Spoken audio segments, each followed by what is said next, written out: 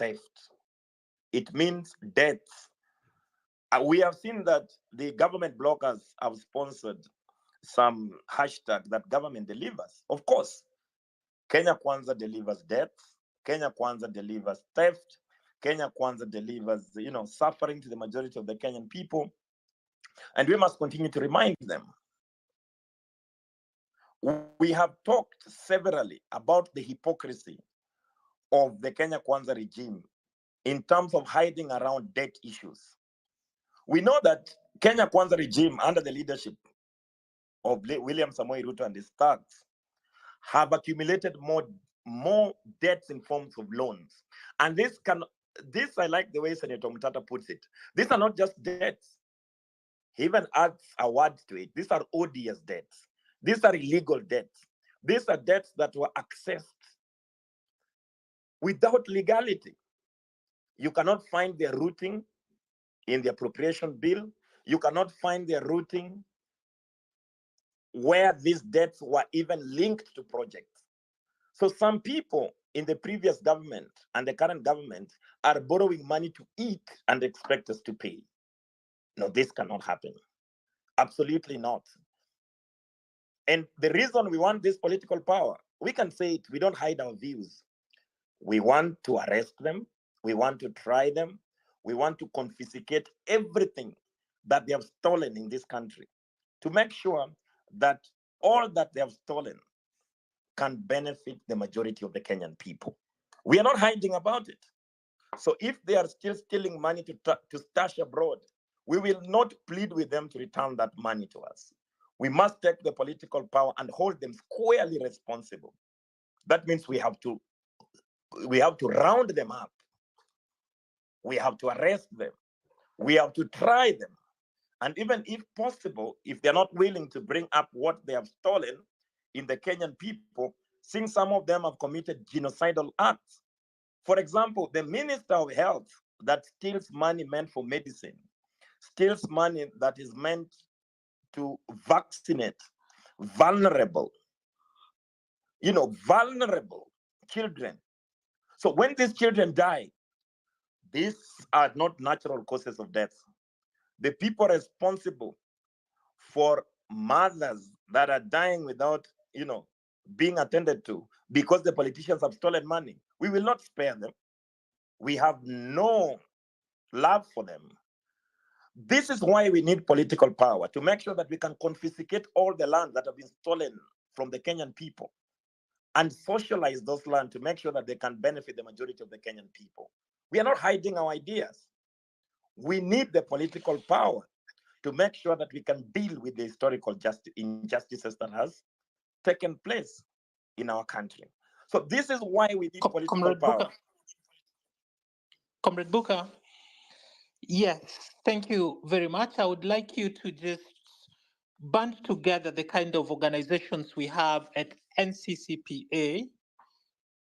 Start with the political parties that are members, the social justice centers that we have, the movements that have signed up, and even the individuals. Maybe in a minute with regard to the structure. And dear compatriots, the essence of the NCCPA is to ensure that no patriot walks alone in the journey of liberating Kenya. We do not want them to be lone preachers out there without churches. So when we talk about launching a leadership structure, it's because we have mapped the country and given the organizations that have already signed up, we want them to take leadership in those areas where they operate. So that's what this is about. So Buka, please carry on and explain to us the groupings we have, the political parties. Maybe you could start with that, and then we'll go to Rabble Rouser immediately. The 1 minute is done. And please, when the mic reaches you, take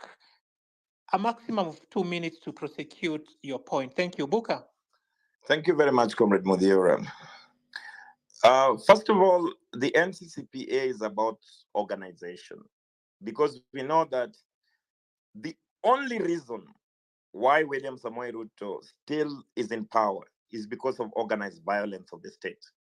We cannot meet organized violence with disorganization. So we are here at NCCPA to reconsolidate organizations. So we have brought together under the collective leadership of 57 organizations. These 57 organizations vary because we think honestly, comrades, that we can only win this war by addressing the real issues of the people. So the National Coordination Committee of People's Assembly involves political parties. But when we talk about political parties, we're not talking about political parties that are the corrupt political parties that continues to rob from the Kenyan people. They are relatively small but progressive political parties because that is the only way to take political power.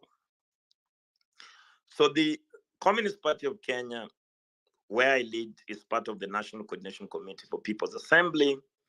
We have National Reconstruction Alliance, NRA, which is being led by Okiya Omutata. We have United Green Movement that is being led by Agustino Neto. And then we have Ukweli Party that is being led by Nduko Mategere. We have Revolutionary Socialist League that helps me to co-chair the National Coordination Committee of People's Assembly, Comrade Maganga. And then we have the social justice centers and social movement centers.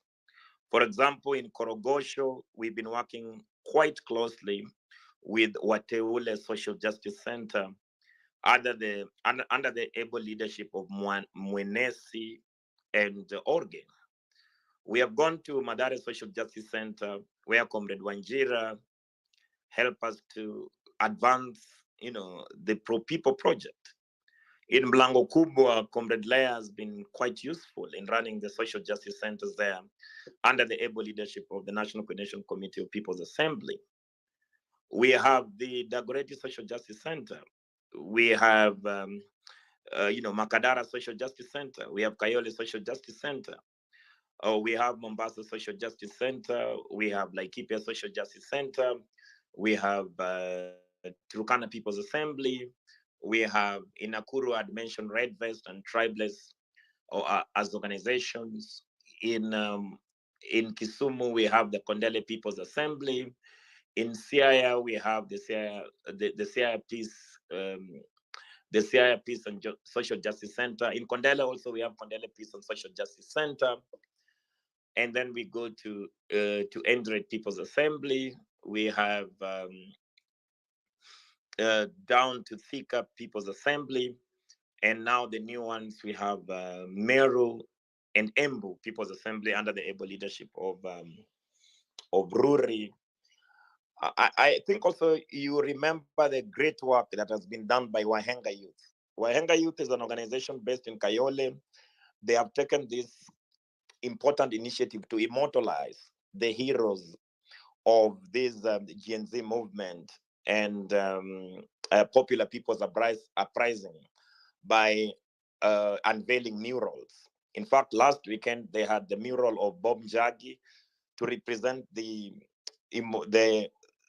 abductions that have taken place in our country, and also they had a mural of Rex Masai, who was the first martyr, that was murdered by this state. And then, so we have clearly 57 organizations that actually I will post in the list.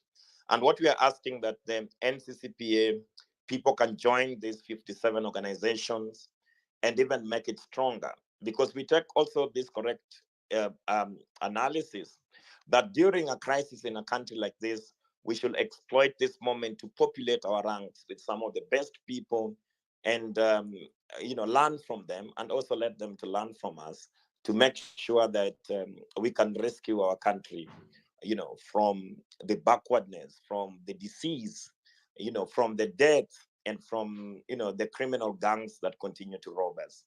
So in terms of membership, those comrades that are involved in organizations that are organizing, please feel free to inbox us. And definitely we are looking forward to work with you. Now, finally, before I hand over the mic, also we have to know the character of our struggle. It's important. that the National Coordination Committee of People's Assembly has taken this again under the collective analysis that we are fighting to complete our independence that was started by Dedan Kimathi. This independence was stolen from us by a reactionary class led by Jomo Kenyatta. It was stolen from us again by dictator Moi. It was stolen from us again, not just by dictator Moi alone, but his henchman, William Samoei Ruto, with his newfound friend Raila Amolo Odinga. We have never been able to complete our independence to start the immediate and the most urgent task, which is to start the national construction of our country. This is what we must do. So at this moment, we must put all our differences aside and unite to defeat the primary enemy, which is President William Samoei Ruto and his ilk, and make sure that this independence cannot be hijacked by either organized reactionary forces. We must be careful about the NGO reactionary. We must be careful about the agents of imperialists that are recruiting in the street. We must be careful that this process is never hijacked again by the enemies of the Kenyan people. Comrade Mudira, please. Sure. Thank you very much, Comrade Booker, for giving that background about the kind of work that's going on at the National Coordination Committee of the People's Assemblies. Just to let you know that we've been conducting trainings for the past 4 weeks at Taj Tower under the very generous hosting of Senator Okiya Omutata. Now, we'll give you more information, but first, let's go to Rabul Rouser. And please try to stick to the 2 minutes. I'm sure we have lots of people who want to give their input on this. Rabul Rouser, the mic is on you. Hello. Can you hear me? Loud and clear, Rabul Rouser. All right. So I appreciate the microphone to be able to speak.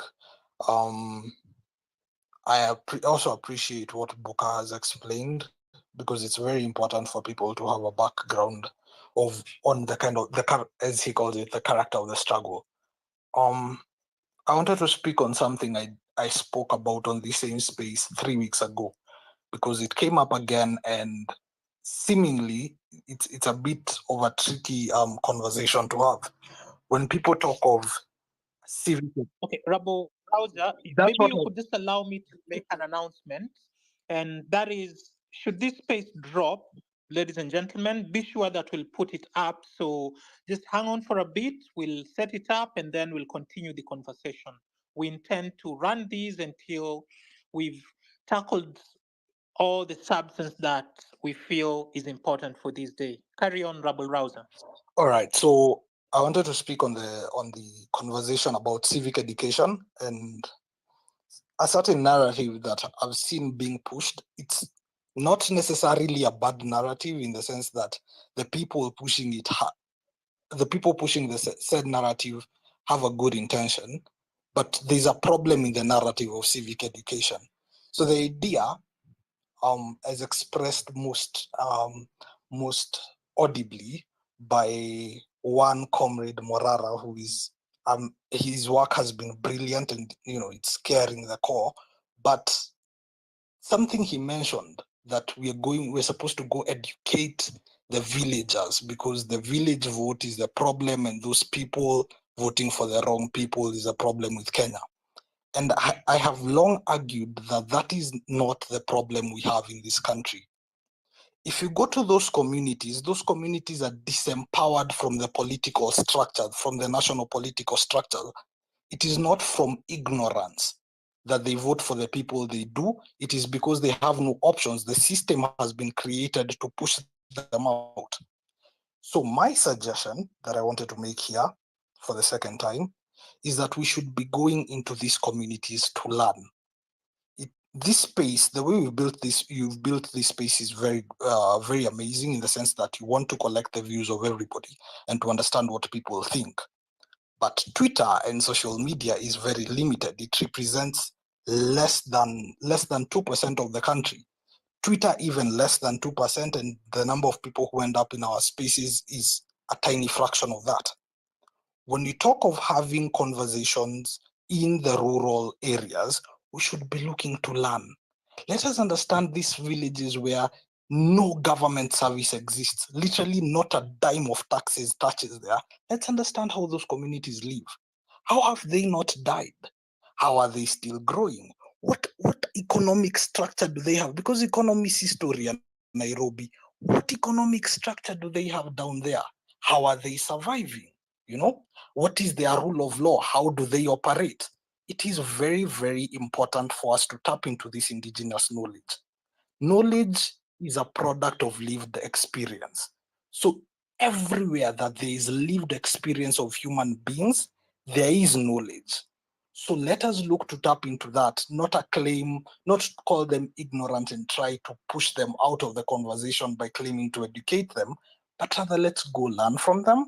Let's teach them the little we know, but in the process, let us understand that our knowledge is not superior to theirs.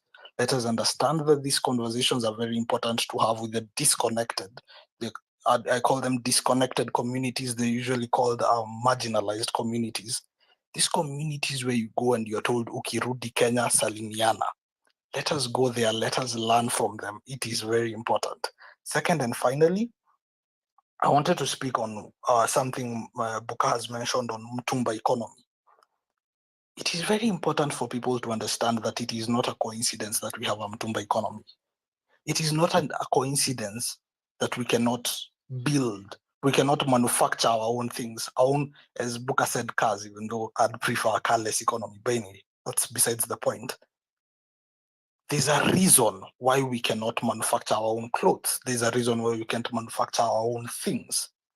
It is because of the kind of structure, the kind of economic structure the world operates on. And it is very important for people to understand this. It is quite simple. I can explain it in 30 seconds. Capitalism is a structure that prioritizes profit for these people called capitalists. So you as a capitalist, you build this thing, you employ people, so you pay people to provide their labor to you, right? And obviously, if you're being paid 100,000 a month, you know for sure the capitalist is making more than 100,000 within that month, right? So you know very well there's something they're stripping up off of you, otherwise their business wouldn't make sense. What does that do to the structure of the world?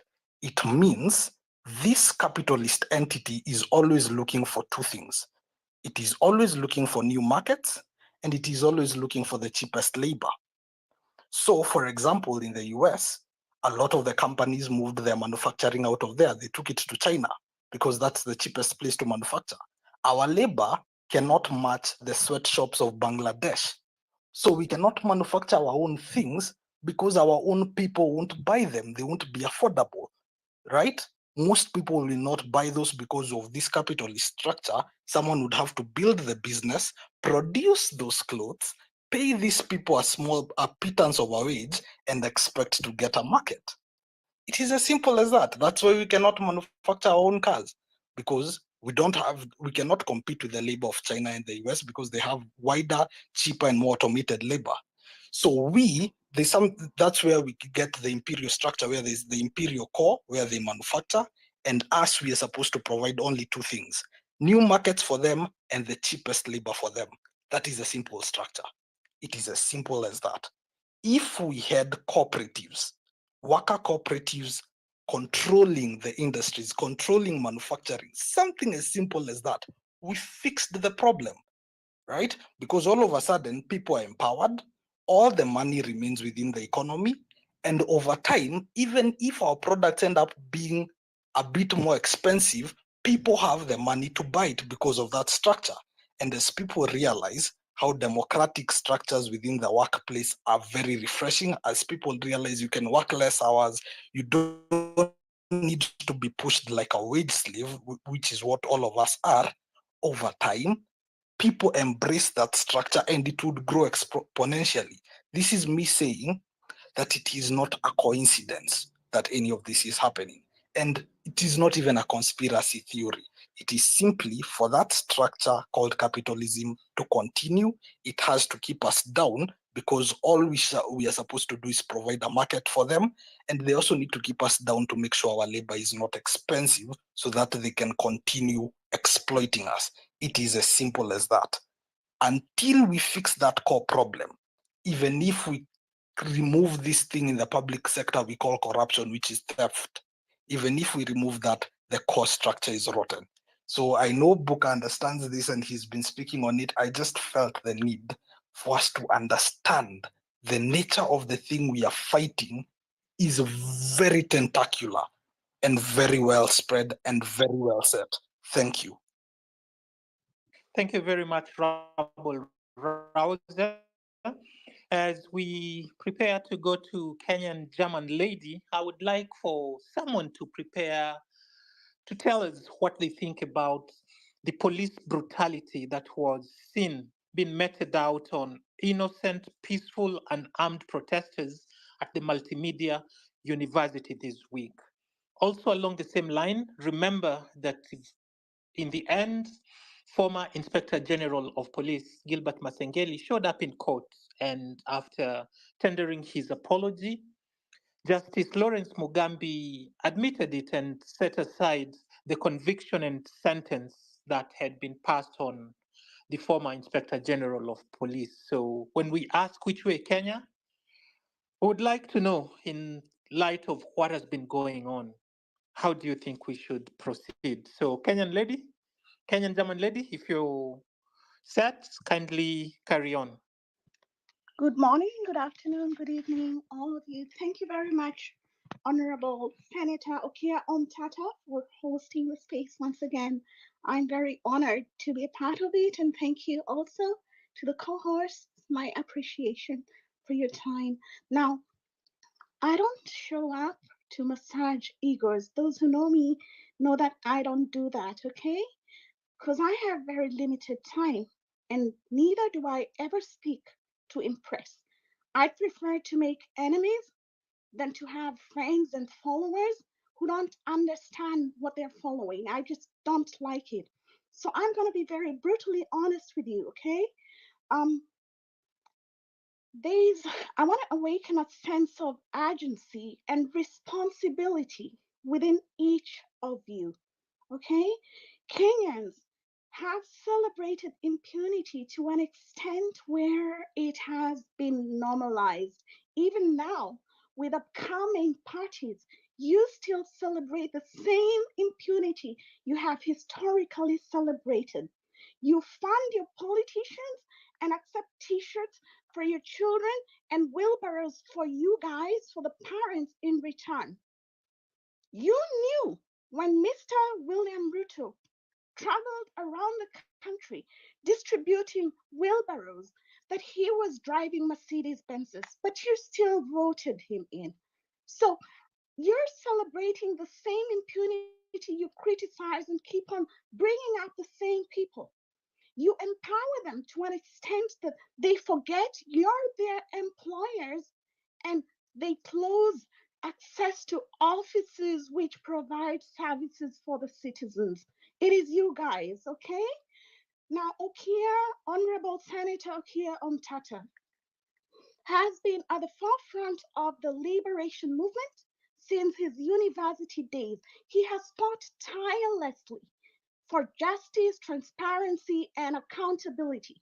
From challenging unconstitutional laws to exposing corruption, Senator Okiya Omutata has remained steadfast in his commitment to your people, to Kenyans. Yet he remained unseen because he didn't bribe the citizenry. His achievements should be, actually, they speak for him. It is what can be accomplished. They show what can be accomplished through integrity and perseverance. And I looked at a tweet, or people were actually laughing about in a very nice manner, positive manner, and it came from Senator Okiya Omutata.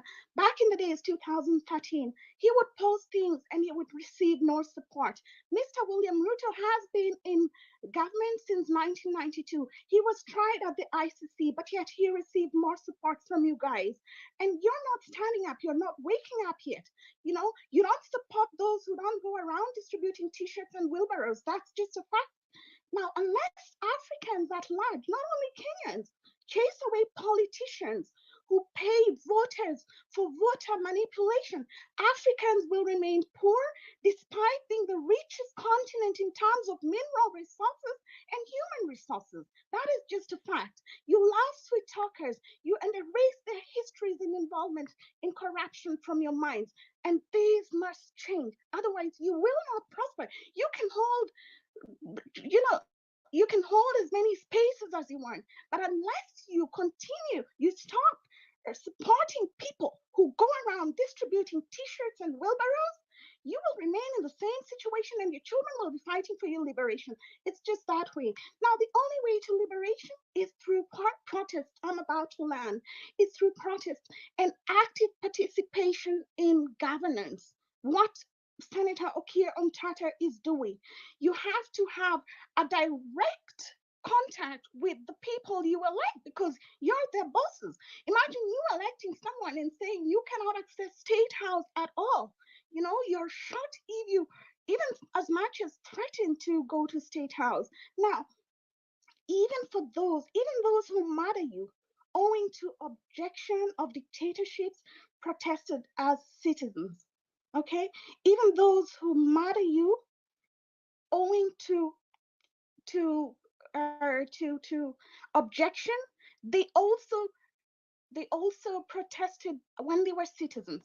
So Mr. William Ruto was also protesting against the government, the current regime at his time. He protested all along. Now the same person comes and kills you with the weapons you guys are funding. So no dictator ever surrendered power through street talking. You must fight for your country. You must stand up, speak out, and demand change, the change you deserve. Okay? Remember, power lies in your hands. You are the employers of these politicians. Hold them accountable. Demand transparency. Reject corruption. Only then can you build a future where justice and prosperity are not just dreams, but realities. And also read the manifestos. I have read NCCPA's manifesto. I know what they're advocating for, and I hope you all read the manifestos. Thank you very much. I land at this point. Okay, just before you go, I would like to ask if you'd be willing to help us set up people's assemblies. You recall the work that was done by Kenyans in Germany when Ruto visited last week, and without that kind of coordination, would not be able to make such meaningful progress. So I don't know if this is something you'd be willing to do, because what we are seeking to do at NCCPA is to empower Kenyans to make positive, meaningful political change in their villages, in their estates, in their wards, that lowest electoral unit. That's where we are asking Kenyans to organize from. And once they do that, we provide them with the material they need, we give them the training, and then we continue to march forward, demanding for accountability and good governance. So, would you be kind to offer yourself to help us organize there where you are? Absolutely, that is something I'd be willing to do, and we can talk about it afterwards. Um, let's just talk about it, okay? But I definitely would be willing to be a party to the formation of the strengthening of the NCCPA. Um, my job currently is to advise regimes, especially in regards to protests, like I did in Venezuela. So it's actually doing what I normally do on a day-to-day basis, and I'm honored. Thank you. Thank you very much. Vincent, I see you're back. Kama uko sawa, tafadhali chukua mic na uinject. Twende kazi, Vincent. Am I audible? Yes, you are. Okay, my question today goes to Mr. Senator, because we have seen among the people who have been fighting really genuinely, that is, for Kenyans for the past years has been Okiya Omutata. So now, if you check in the current generation, you realize there's somebody like Morara who have been going around and is doing a very great job. Now, when we are talking about the leadership of this country, which way Kenya, I feel like, regardless of a lot of people are saying it's very early for us to get political and we want to change this country, I feel like we can start now. So my question goes to Senator. Um, I haven't seen him declare whether he want to go for a bigger seat, maybe let's say for the presidency, and will he be willing to team up with somebody like Morara, and then maybe, you know, see how they can work together? Because at the end of the day, if we talk about uh, taking control of this country from the corrupt regimes, we'll be lying to ourselves if we think we can do that without having state house under our command. The only thing we are lacking, as far as I've been observing the Kenyan politics, the leaders with integrity.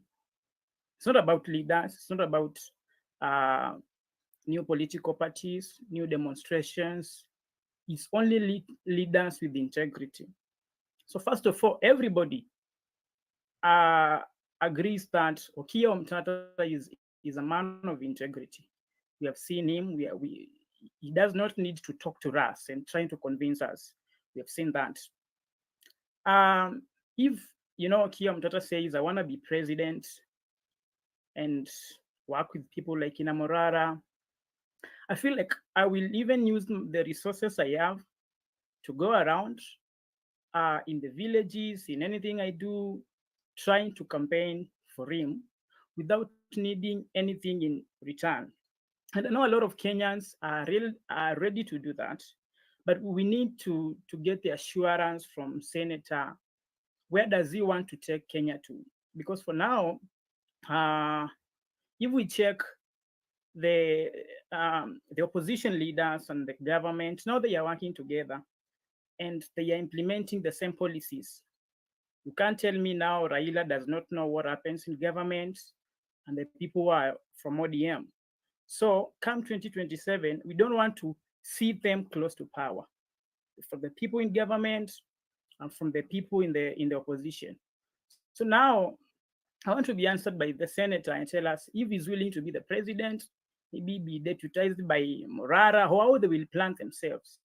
Early, I think before even we reach to next year, so that we can start mobilizing in the ground. Because now we can't keep on telling people, these people have stolen your money, then we are not giving them the solution. If these people have stolen, we're supposed to be saying, these people have stolen your money. These are the people who will help you recover this money. And also, how will they encourage the leadership in the lower seats like MPs and wherever? Because if we have a good president and a good vice president, and we don't have like genuine MPs to support their agendas, there will be a lot of problems. So how is he also planning to, in terms of teaming with other leaders of integrity in the lower seats like MPs, governors, and senators, MCS, yeah, things of that kind. Thank you, Vincent. I wish to take up the question you just posed to the senator because I am privy to information that would help you understand what's going on. And I will tell you, listen to Morara, listen to the points he's making out there, and then go back and review what Senator Okiya Omutata has been preaching. Why Morara sounds like Senator Okiya Omutata is because just like Senator Okiya Omutata is to us a teacher, he is also been teaching Morara how to go about policy and stuff. Actually, Morara has visited our secretariat at Taj Tower.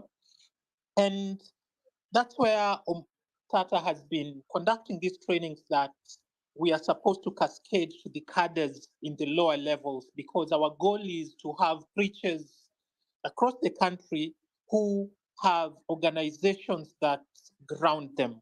So Senator Okiya Omutata is working with every change agent out there. You've seen Kasmul Makoure out there meeting people. Before he does that, we congregate here at the secretariat and we do our planning, and then teams go out. So he's working with everyone that's consciously looking to make Kenya the home with all imagined it could be. Talk even about Masita Rus and the organization Kenya ni Home. All these are people who Omtata has had under his wings. So rest assured that Omtata is trying to bring everyone in. For now, yeye ni mwalimu wetu tu. About his political ambition, he said he wants to do a good job given the role he already holds, that is Senator of Busia. But even as he does that, he's been very generous with his time and experience, and we are learning from him. So join an organization that's a member partner of the NCCPA, or if those ones that currently exist do not stand for what you would want, then you can form yours as long as you agree with the analysis that guides NCCPA. And number one, that is Ruto must go. Then come, we will have a way to incorporate you into what we are doing. So Wanjiru, I see you hanging on. I hope you're ready. The mic is coming to you. Buka, I hope you'll be ready, because after Baraka, you're going to be co-hosting the rest of the program alongside me. So Wanjiru, kama unanisikia, chukua mic, chukua dakika zako mbili, inject. Okay. Good evening, everyone. Wanjiru, thank you for accepting. Yeah, it's injecting time. Yeah, I'm actually pissed off first with Ruto. My first hashtag is Ruto must go, and for obvious reasons, you know, all the reasons that they're in Kenya, all the problems we have, it's Ruto must go. I came to the space specifically to speak about police brutality. It's something that has been inside my heart for a very long time, because I can't understand how police are our brothers and sisters, and what they do best is criminalize us, is traumatize young kids, is traumatize. I think when I just speak about the police brutality, my heart aches. I think every other Kenyan, their heart aches. I don't have relatives who are in the forces or police forces, but I would imagine if your brother is in the forces, your cousin is in the forces, don't allow them to go killing us. If you're listening to this message, it's time to tell them whatever Ruto gives them, that's barely $200 a month. That's not enough for you to go on the streets and start killing or start beating people like animals. It just aches my heart how much they don't care, how much they just feel like they have a small bit of power and they misuse it to the worst. And it's like they don't have brothers or sisters. It's like they don't even have kids. These are people's kids. These could be their sons and daughters. I can't imagine how far did we get in Kenya in such a way that police feel like they have all that power to kill, to beat. I saw this young guy got beaten up, and the tear gas can was almost blown to his head, and my heart ached. I cried that day. I cried for our country. I cried for us. I cried because where are we going if we have police acting like they are immortal humans? We have police acting like they are, I don't know. I don't even have enough adjectives to even say what they're doing to us. Do we need new police reforms? Do we need new police reforms? I mean, is there something that can be done? And maybe this point I take it to the senator, you can tell him, or maybe to the parliament. Is it something that can be done to end the police brutality? Because it's too much. The people that died in Mandamano, people that continue dying every day, the bribe that they're taking. I mean, we can accept the bribe because that have been there since time memorial, but brutality, killing and beating innocent citizens, that's uncalled for. And Ruto is there. Oh my God, that man should go like tomorrow. Like, amenikasirisha. And Ruto is there applauding and going to Haiti, handing them salary as mere as $10, and they are crapping. And like, tulifika wapi watu wakawa wanyama ndani ya nchi? Kwani what are they being taught in Nyeri? Wanaendanga huko kufanyiwa the teachings. What are those teachings that the police, after they graduate, they are taught that in such a cruel manner that they go to the streets and start beating innocent citizens? What can be done? Do we need reforms? Do we need to go to the streets ourselves and call out for these reforms? Because it seems like we can maybe go to the parliament. The only way we can only go is the street way. Just, I'm so emotional, so let me add with just saying, let's think about the police brutality in our country, and let's think on how we can change. Changing Kenya, it includes a lot of ways. One, Ruto is going, and another one, police brutality has to stop. Nobody deserves to die. Thank you so much. Well, thank you, Anjiro. I'll actually tell you that reason number one why Ruto must go, according to the analysis done by NCCPA, as led by Buka Omole, is extrajudicial killings and mass murder of Kenyans. And we say that under Ruto's regime, and correctly so, extrajudicial killings and mass murder has reached unprecedented levels. The blood of over 345 Kenyans, mostly youths, stains his hands. This government, which should protect its citizens, has become an instrument of terror, leading to the abduction, torture, and murder of innocent people. We cannot be led by a man who shows no remorse for the lives lost under his command. Justice for the fallen is non-negotiable. We insist that you cannot kill us and lead us. That's our number one reason why Ruto must go. Baraka, if you're ready, please carry on, and then Buka, join in. All right. I hope you can hear me. Mudiora, please confirm.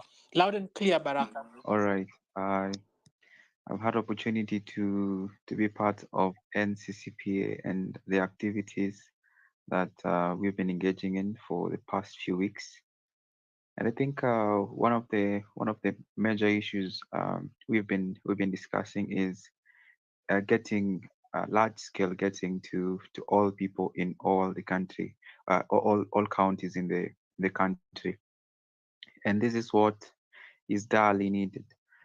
We need human resources. We need the goodwill of Kenyans banding together wherever they are, and to make change within the electoral unit they are in, because it's quite fascinating when we see the fights, the manufactured fights between the president and deputy president, so that they can distract us, so that they can also galvanize the tribal backings that they have always enjoyed. As the National Coordination Committee for the People's Assembly, it is important that we make sure that the peoples everywhere across the country know that it is we, the people, who are going to save the country. It is not going to be just one individual. It is going to be persons in each constituency, in each ward, who are going to rise up and speak amongst themselves, have a conversation, analyze the Auditor General's reports, analyze what the MCA has done, and make the necessary decision to change the leadership of those places. It is quite important also that the power resides in the people and with the people, because for long we have had a situation where, and this is something that Okiya Omutata is very, very keen to break, that we rely on individuals, we rely on persons at the top, a few persons at the top, to be able to be wielding that power. And we rely on a few people who are lawyers, for example, quote unquote intellectuals, and we call the villagers, they do not know what they're doing, or they do not know how to vote. but we want to break that cycle of ignorance and quote unquote um, tribalism and backwardness. So we want to make sure that everybody across the country knows how the budget process is being conducted. And Okiya Omutata has heavily committed to ensure that this message of um, you know how the government is run, how decisions are made, gets to all Kenyans, so that the power to make decisions lies with the Kenyans. We do not want to pretend that I, Buka, Okiya, Mudiora, and the 500 or so people are going to actualize change. But you understand there are 50 million other people in the country who actually have to be reached and have to be inspired to stand up for themselves. And the spark has to begin from an individual. And the individuals who are here have decided we have to come together. We have to volunteer ourselves to go to the little spaces that we have been in. And in as much as we have not been making a lot of noise about it, we've not been maybe on mainstream media and on your say timeline all through, does it mean that nothing is happening? Although we always say that in politics, optics matters a lot. But as we go forward, which way Kenya? That is the question. As we move forward, we have to be able to stand in the spaces we are in and amplify our voices, not just here on X, but in other spaces locally. For example, if you're in an area which has had systemic issues of clanism, systemic issues of negotiated democracy, you have to band together with fellow Kenyans in that area. They do not have to be just youth. Band together with fellow Kenyans in that area. And with time as we have more human resource coming in and more capital in terms of finances coming in, and we spread our wings to those areas, we want to make sure that each area in Kenya is inspired to make the change they want.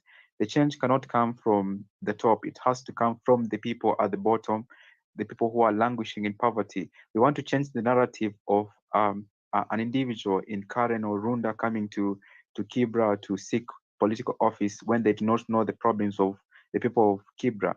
We want to change the narrative of politicians coming from the US after spending decades in that, persons coming from the US after spending decades from in that area. And maybe now they're coming to retire and go to Turkana to become quote unquote the leaders of that area when they have never experienced the problems of the people of Turkana. We want to change those issues of people who are just loudmouths and people who are just funny and have done crazy antics getting into office just because they have gained some popularity. People have to make informed decisions in whichever electoral unit they are in, because that is how power will be wielded. We do not want to start playing the politics of region where we band together the people of Western, that is the people of that tribal backing, the people of Rift Valley into corners, because that is not where change will be occasioned. Change will be occasioned within an electoral unit. If you are going to vote, you're going to be voting for an MCA at the ward level. You're going to vote for the constituency level for the member of parliament, the county level for the senator, governor, and the presidency. And you'll have a choice to put somebody of integrity as a president, but you also have a choice to put somebody of integrity as the MCA. We can have Okiya Omutata as president of the Republic of Kenya in 2027 or earlier if circumstances are right. But if we have the electorate in choosing wrongful MPs, these MPs will be so corrupt that they will overrule each progressive aspect of what Okiya Omutata may put into place. We may have a progressive governor, for example. We may have Murara maybe choosing to go for governor, or somebody else, Caswell going for member of parliament. And if he is a member of parliament, but is just one, for example, you find the Senate, Okiya Omutata is just one. The other senators also who are progressive in nature, but just one person has a great, a small, influence in that space. Yes, it is larger than them being outside, but it is important that we put more voices, progressive voices, in our parliaments, in our county assemblies, in all spaces. And it is quite also important to remember that in Okiya Omutata's philosophy, we want to make sure that as we are informing Kenyans, we are also bringing up new leaders, propping up new leaders in these spaces as we move forward in the near future. Because it is important that we need to start identifying ourselves and galvanizing support for ourselves. Because the future is not made by bystanders. It is made by people who are actively involved in the political landscape, in the economic landscape, and in the social landscape. We want to kill the politics of handouts and the politics or the cheap politics of showmanship and individualism. Because if we do not kill these politics, and this is a tedious task, it is not glamorous.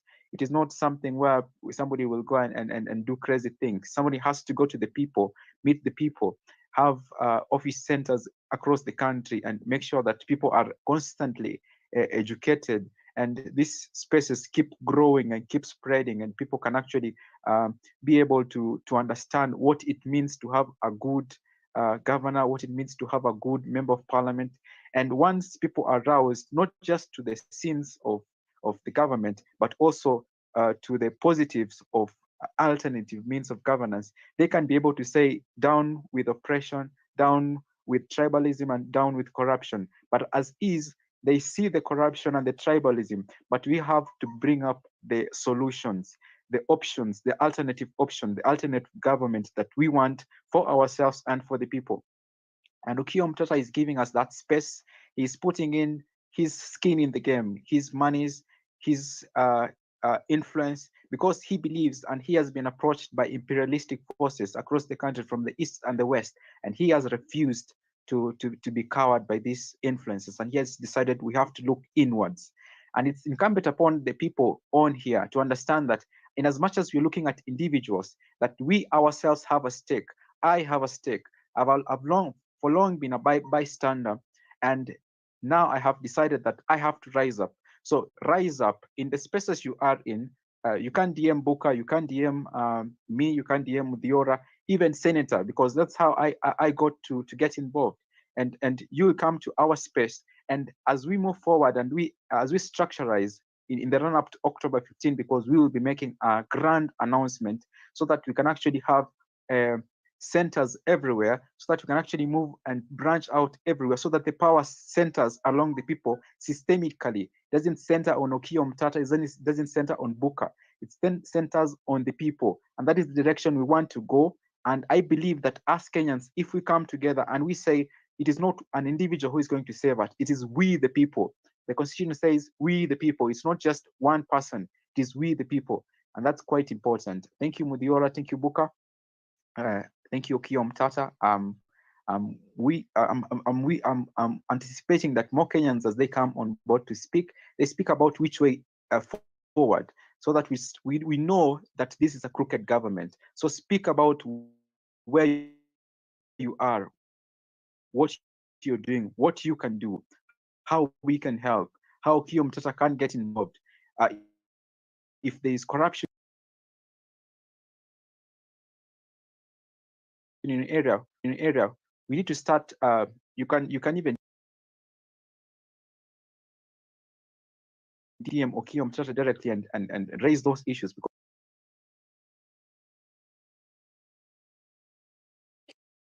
kwamba NCCPA iko hapa kuconsolidate zile gains ambazo Wakenya walipata wakati wa yale maandamano ambayo yaliongozwa na kizazi cha Gen Z. Kwa mfano, unakumbuka kulikuwa na #Occupy Churches. For once we were able to clean our pulpits and rid them of the politicians and their corrupt money. And for a period, Kenya seemed like a sane country. Now, that is again we need to keep. But unfortunately, we see that we took a step back and politicians are back, and their filth is infiltrating the church yet again. Now, last week, Comrade Collins Odhiambo was arrested for making an effort to try and occupy that space. Well, he's not cowed. Eventually, he was released without charges being preferred against him. And today, he took it upon himself. Hajavunjika moyo. Leo ameenda neno huko kwa komanda, akaenda kuoccupy hilo kanisa, akiomba kwamba ambavyo hawa viongozi wa kanisa wanapatia wanasiasa nafasi kuzungumza, wawape pia wananchi ambao wanapigania taifa lenye uadilifu na maadili mema nafasi takriban dakika 20 ili wao pia wajulishe umma kuhusu ambavyo tunaweza tukafanya maamuzi ya busara. Kwa hiyo una kazi wewe ambaye umekuja hapa leo, hujaja kusikiza tu. Organize, organize, organize, because eventually we must take power to bring this pro people change that needs to happen in Kenya. Now, kabla tuende kwa Buka, Ashlyn, I see you're there, so take your 1 to 2 minutes, alafu Buka tafadhali, carry on the program. Ashlyn. Greetings, comrades, and also my fellow compatriots. Can you hear me, Diora? Hello? Yes, Ashlyn. Oh, okay. We can hear you loud and clear. Great. So, firstly, I'd like to appreciate the work that the NCPPA is doing. You know, even in the middle, or at a time when we are facing severe repression from the Kenyan state, whereby we are having unlawful arrests, threats, abductions, kidnappings, talk of disappearance of our members, and also killings. And this is an attempt for them to crush the popular revolutionary uprising that was ongoing in the streets. But I am happy that still we have the NCPPA that has come out more defiant to make sure that, you know, all the commitment, the devotion that the masses of our people put out in the streets are not forgotten or are not erased. So one thing I like to insist is that the NCPPA is here not as genius individuals who want to just, you know, get into power, but we understand that our people and the masses are the ones who make their own history. But together, they don't make these as they please. They don't make these under self-selected circumstances, but they make them under circumstances that already exist and given and also transmitted to them. And as we look at our conditions currently in the country, our realities are getting harsher and harsher. I don't have to go to the slums to actually ascertain that our people are dying. Just at looking at their faces in the streets, you could tell that it is already hard for them. Right now, you don't have to be convinced that, you know, they are killing agroecology in Kenya. You just have to see the kind of punitive and backward laws they are passing for you to be angry enough at them. So mine is to urge most of us, you know, our Kenyans, that this war, it's ours, whether we like it or not. You know, even if we wish for the political class to be erased, maybe we might kill Ruto tomorrow, but does that mean that we have fixed the system? No, because the rot is deeper than we think. So this system cannot be fixed, but we are saying there is something we can do. And as Buka spoke earlier, right now we have aggressive imperialism and capitalism on one side versus patriotism. And this is the path that we just need to take. So as I finish, I will say that, you know, the protagonists for change are the masses of our people and the organizations that we build and they build. And overcoming this system requires a revolutionary project, because we've done maybe some reforms to it, but it's not actually yielding to the or translating to the needs of our people. So this revolutionary project also requires popular forces, as comrades who have come before me. Like, we cannot do this in isolation. This is a noble task that requires every one of us, all individuals, all Kenyans. And it's for us to focus on, we want to feel as Kenyans in Kenyans. We don't want to go to other countries for us to say, I am a Kenyan, because at the moment, we are not even a sovereign country. You know, we cannot make decisions for ourselves. Instead, we have a fascist government, which only is an instrument of managing the interest of the rich people in the country. Currently, I don't think even the president himself has the interest of the Kenyan people at heart, because what he is doing is hustling himself up to join the political dynasties we have in the country. He's accumulating more wealth for himself. So he's auctioning the country, auctioning his people.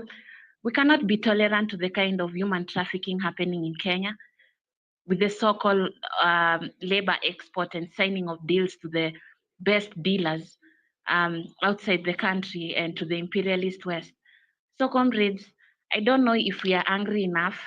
Yes, they'll repress us in the street, which is one side of our struggle, but it doesn't mean that they have closed all our sides of struggle. And we don't want to every day protest and die in vain. We need to start to organize and also join hands so that we can take this country to where we want. We want to feel as sovereign comrades and people of Kenya who can make their own decisions. The kind of militarization they have done to our country, every day we are losing our self-determination in the name of, our puppets trying to impress the imperialist world. So mine is just, you know, a boost up to all of us, so that we can come out and defend what is ours. Let's defend and protect the criticalness of the dignity of the Kenyan people. Thank you so much. Comrade Ashton, thank you for your input. And the National Coordination Committee for People's Assembly is hosting this X-Space to share collective ideas on how to advance the national project called Kenya. The main initiative, before I give Maverick the mic, is that we would like to know the enemy, the primary enemy of the Kenyan people, as clear as possible. Even though the National Coordination Committee for People's Assembly has defined the Kenyan enemy, that it is a class of a few billionaires, in complex term, a comprado class, corrupt to the core, but do not produce anything. They are actually the conveyor belts of the international capital. These are the people we must deal with that are being represented by William Samoei Ruto. So which way? Which way is we want to take political power through a popular pro-people initiative from below. So we are building a popular pro-people initiative from below that will end up either as coalition of political parties and progressive organization to take political power, or one political party collapse together to take political power under a pro-people initiative. This is our task, comrades. Maverick, you can have the mic. Thank you, Boka. Good evening, everyone. I hope that everyone is doing well, although we are going through tough times as a country, and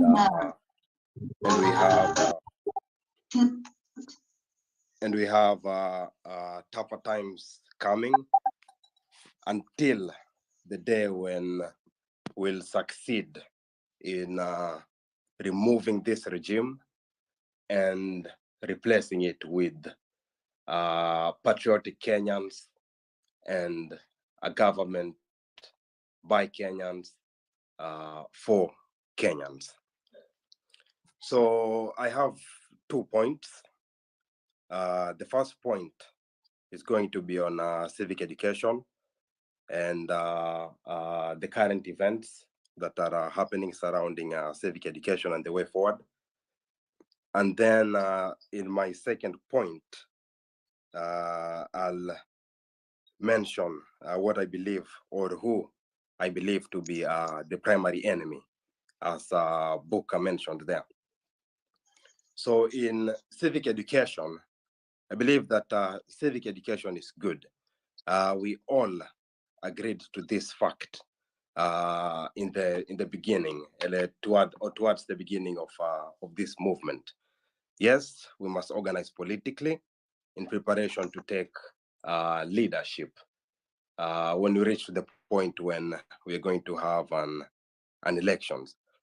And us organizing politically it's very important because we can see that the corrupt leadership or the corrupt people in this government or the corrupt people in Kenya are organizing themselves.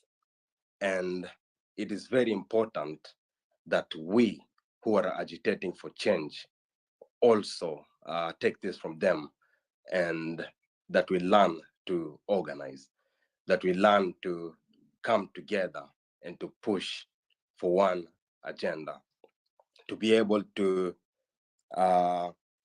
set aside our differences, because we don't all think alike. We all have different ideas, or we see a different path, but we are all looking for one end. So it's very important that we also learn to come together and stop, bashing each other and all that. It's important we come together and we move towards this one end. So there are two objectives for civic education, according to my view. The primary objective in our case should be to spark righteous anger, the same anger that we had when we protested against the finance bill, the anger that was informed. We all knew that this thing is evil and it has to go.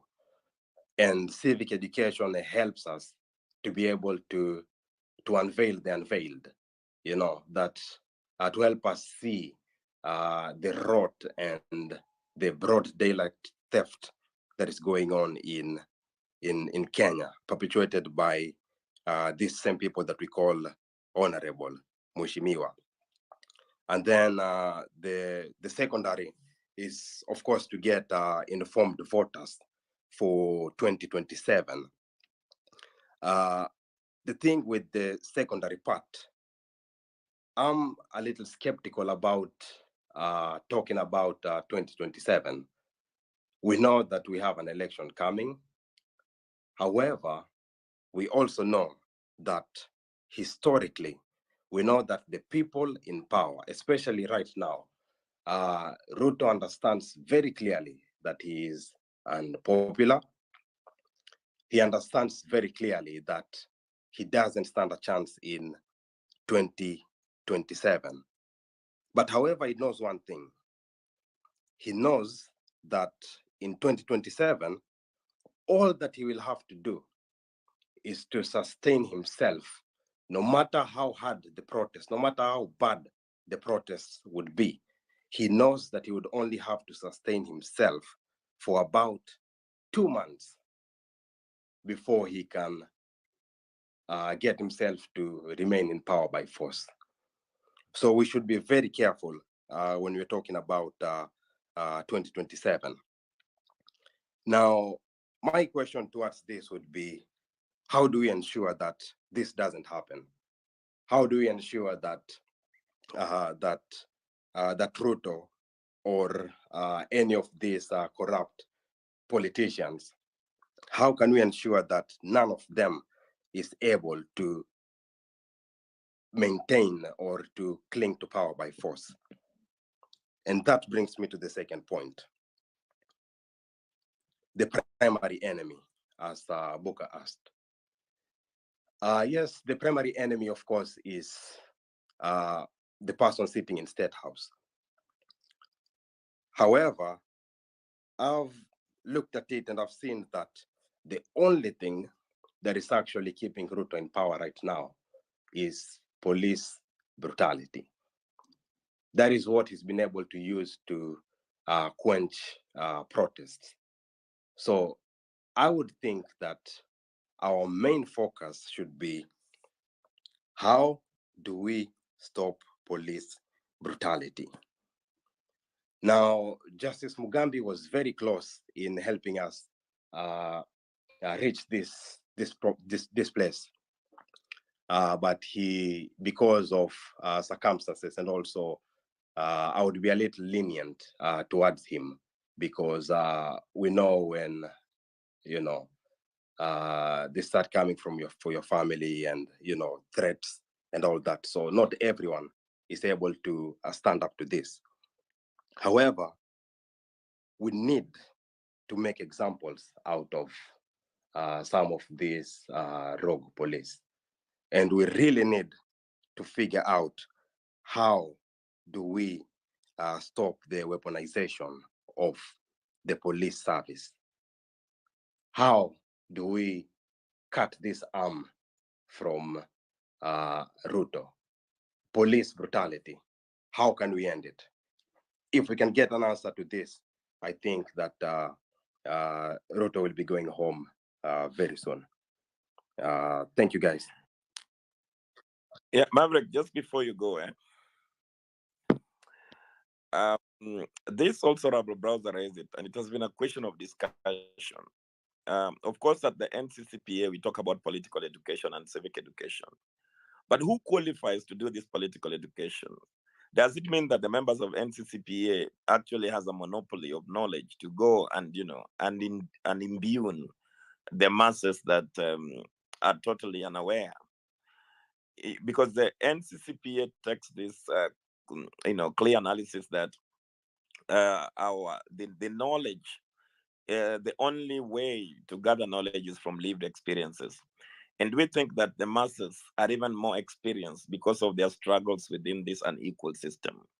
And to pretend that we are going to the masses not to learn from them, but only to, induct them with our ideas, we think that would be quite hypocritical. That learning is a dialectical process.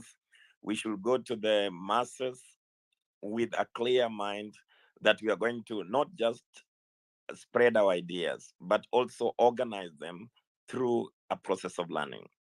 So when you talk of civic education or political education, I think also it's good for us to understand how this political or civic education is done and how we can learn from the collective experiences of the masses to advance, this alternative agenda. I totally agree that we must go and learn from the masses that are in the villages, because calling them ignorant is actually an ignorant statement by itself. So we should learn from them, and that would help us also assist them in organizing where they would need to organize. Because I believe that every sane Kenyan and every sane human being wants to have a better life, to have the Kenya that we all know, seeing the amount of corruption that we have and the amount of resources that are actually disappearing, or not even disappearing, but ending up in individual pockets. We know that all of this money is enough to actually turn Kenya into, let me call it, our Wakanda. It's possible. We have the resources, we have the means. We can do this. Thank you. Thank you very much. Yeah, thank you, Maverick. Thank you. Now, there are three things that help this state to stand. One of the most important things President William Ruto has lost is the power of information. And this is the propaganda. Nobody believes the president. Even tomorrow, if he comes out and says, my name is William Samoei Ruto, majority of the Kenyan people will doubt him. So he has lost the most important instruments to run a state, which is the information war. And I agree completely with my comrade Maverick, who has completely said that the only thing retaining President William Samoei is organized violence. That means he has the armed forces and the police to suppress anybody who dares question his dictatorship. These are the people that continue to sustain President William Samoei Ruto. The question was, should we focus on the police or should we focus on the processes that will ensure that President William Samoei Ruto is voted out or not just voted out or removed from the office through Article 1 of the Constitution. In our own humble submission is that the processes should go in tandem. The police officers who continue to commit crime, the police officer who continues to order and repress the masses, we must continue to hold them accountable within the court and push them individually and also within the legal framework of this state, at least within the legal framework of 2010 Constitution. So we will not stop at pushing for President William Samoei Ruto, which we know will not resign his removal from the office, but we'll also continue to hold the police persons individually responsible for the atrocities that they are committing against our brothers and sisters. Those people who have actually spoken, feel free to drop off from the discussion panel because we have so many people on the waiting list, and we want to make sure that at least we pass the mic to as many people as possible so we benefit from the majority of the ideas. So I will go to Gikonyo and then Dr. Erastus. But those who have spoken, please feel free to drop off to allow us to. Dennis, I'm coming to you. So we can go to Gikonyo. I can see now more hands are up. But just make sure you. So we go to Gikonyo first, and then Dr. Erastus, and then Dennis. Thank you so much. I hope, Boka, you can hear me clearly. Yes, I can hear you. Okay, thank you. So first, I wish to appreciate that I have been given a mic. And number two, I'm happy that I can feel and I can see majority of us are so much agree with the system, but I still don't think we are agree as the way we are supposed to be. I still believe that we are supposed to be more agree than we are. And I hope with these forums and the rest, it will make us more agree that we take actions. Mine is just to appreciate the NCCPA. It's a good idea, and it's good that it has to start somewhere. And it started at the headquarters, that is Nairobi. And my suggestion is one that we do devolve them. We do devolve the NCCPA, we devolve its activities up to the grassroots level. Personally, I'm in Nyandarua County, where, as you have seen, if there is a lot of pressure by the system, when the system is given a lot of pressure in Nairobi, it always comes to the ground, to the county Nyandarua or other villages to seek some refuge, ama kuambua pole. That's when they come back to the ground, they decide the people that now, or whatever they can feel or they can see is a Nairobi thing. So if we are able to devolve our activity to the grassroots, I believe we shall have a very strong foundation. And this foundation will be made by when we devolve it to the grassroots level, it means we shall be able to cut the roots of the systems. Remember, the roots of the systems are now the leaders who are there, and the MPs and the rest who are crapping and still making some useless policies to the government. So if you're able to empower the grassroots people, the citizens, the voters in the area, they will be angry. Then that means they will be after their MPs or their representatives. When they get, they run to they rush and try to push these MPs to the end. It means our CPA will be able now to handle the system, the upper, that is now the president, and the other group which is there. But again, we need to cut these roots by empowering the grounds. And I'm giving an example in my county, all the MPs, what they are doing. But again, we don't have people who are pushing. We don't have people who are taking or against them. In fact, majority of them are celebrating. But why? It's because they don't have the necessary education or the necessary information that they need to be sure that this is not an Nairobi issue. It is a concern which is affecting all of us. We have tried with my mentor, Comrade Modoni Kamau, but still we feel there's a lot that is needed in the ground. Again, uh, when we have this training or we are bringing this spirit to the ground, there's a need for the exchange program. Comrades from different counties visiting other counties, from Nairobi, from Meru, they can come to Nyandarua, they can visit Kirinyaga and update the other people to what is happening in their county.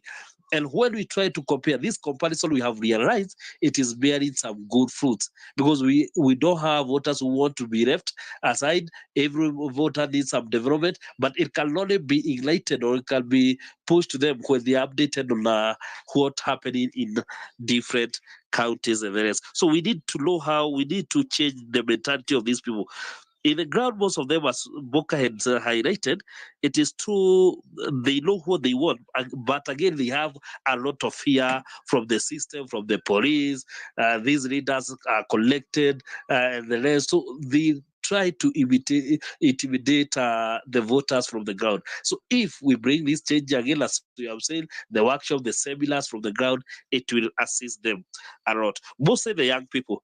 And why am I talking about the young people? Remember, they are not so much corrupted than like the old. The old have been there in the system since the time of Moi, so they are used to things. But now with the young generation, they are urging for the change. They are looking for this change. They are not corrupted. So if we are able to pick them from there as areas now, I know and I believe they can do a great change. Again, uh, I wish also we replace the civic education with political education. We have done a lot of civic education. People now know how to vote and the rest. But now we need to enlighten them. Who is the best leader now to vote? Not how to vote or put in a mark. But now we tell them this and such a leader, we have to vote this one, we have to vote if we have the corrupt leaders, how we should send them away, all those kind of things. So we need to have a very strong political education, which should be done by qualified people, because most of us remember the same people, the corrupt people have a way of turning themselves to be educators as they are looking for different votes and the rest. So I believe, and still I come back to you, to those who are doing trade in Nairobi, that's very great. But again, kindly let us see or come up with a way of how we shall devolve them to the ground that every people can benefit. And I have given an example for us in Jalaro, for example. We are very ready to push and we are looking forward. We are looking for these opportunities where we can be able to push and bring this spirit to more and more people. Thank you so much. Yeah, Comrade Gikonyo, just before Dr. speaks, first of all, it's good to let you know that we are in consultation with people from Nyandarua County, and please inbox us your details. We've had a group of people from around the JM Karaoke's place, and also we've done some work around the milk cooperative movement there. So if we can join hands together, the idea is to help politicize those issues. And also clearly, we must continue. Let us not forget that tribalism is still a big cancer in our political mobilization. That is the only thing that the political class have. So we hope that we can put more in touch and devolve the People's Assembly in Nyandarua as soon as possible. There's a group of people that are already organizing there, and we hope that we can put you through. So I've seen Park Ruto is up, Western is up here. So I will. Gikona, did you want to say one last thing before Dr. Erasto speaks?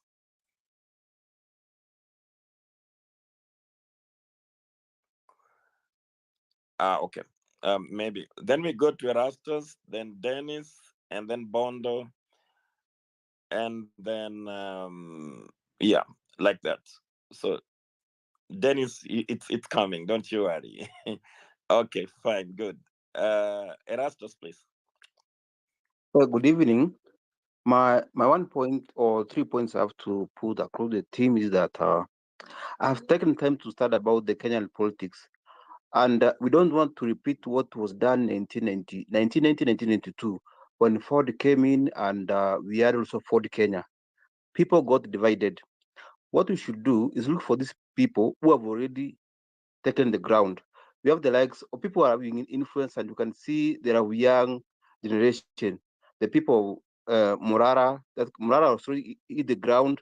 Then we bring in a person like Faith, the low set of Kenya president. We look at people like Eric Omondi, these other girls called Anifa. These people have taken on the ground. The ground is accepting them.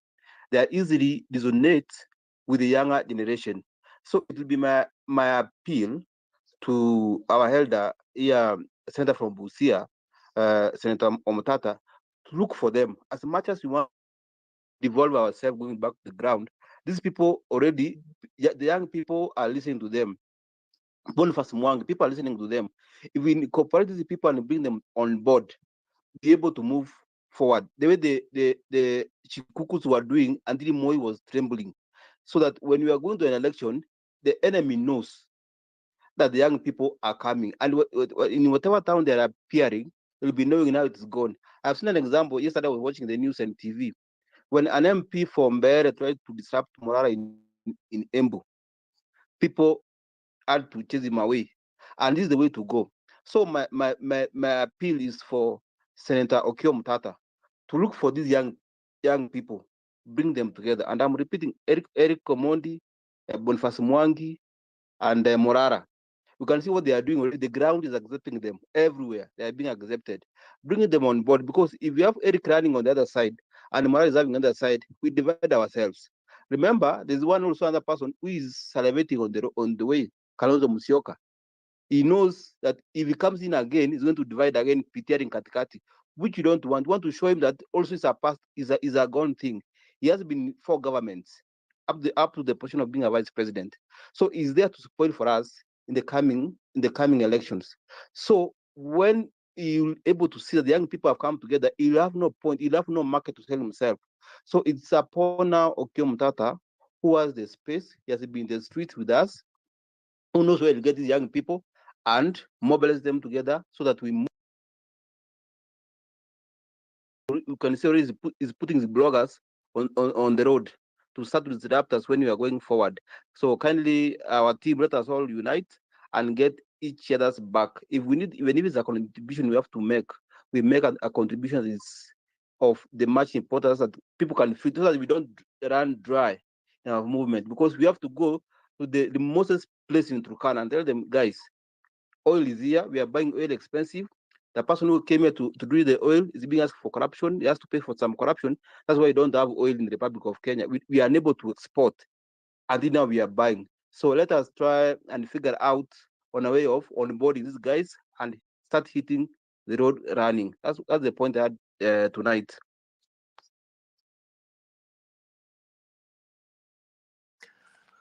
No, thank you very much, Dr. First of all, just for the record, Senator Omutata's office has hosted Morara. We've had meetings with him, and we have invited him to the NCCPA and asked him that we need to work together. We, of course, you must be knowing that we are already working with Comrade Kasmuel, Mercy Tarus. We have had several conversations with Anif and Boniface Mwangi. And the idea is that NCCPA wants to join all the progressive forces to defeat this illegitimate and corrupt regime. But, so, Dennis, a minute, you can see people having. Comrade Booker, maybe before you pass the mic to Dennis, there's this. I think you're breaking. Yes, this I was saying training something. at You see, Booker. already you can see people like. I don't know if you can hear me. Yeah, Booker. I hope you can hear me. We still can't get you, comrade.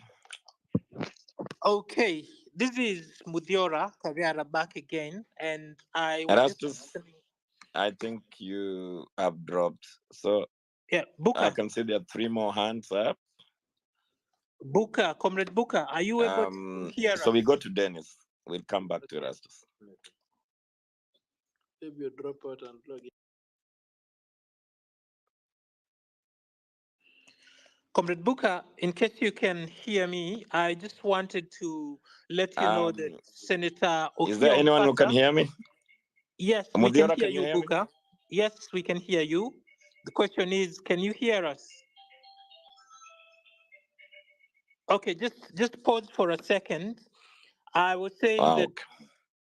Senator Okiya Omutata is here and he would like to talk about the training program he's conducting here, where we hold our meetings. So let's just give him a couple of minutes. He won't be long so that Kenyans can know what programs are currently going on and what is in store.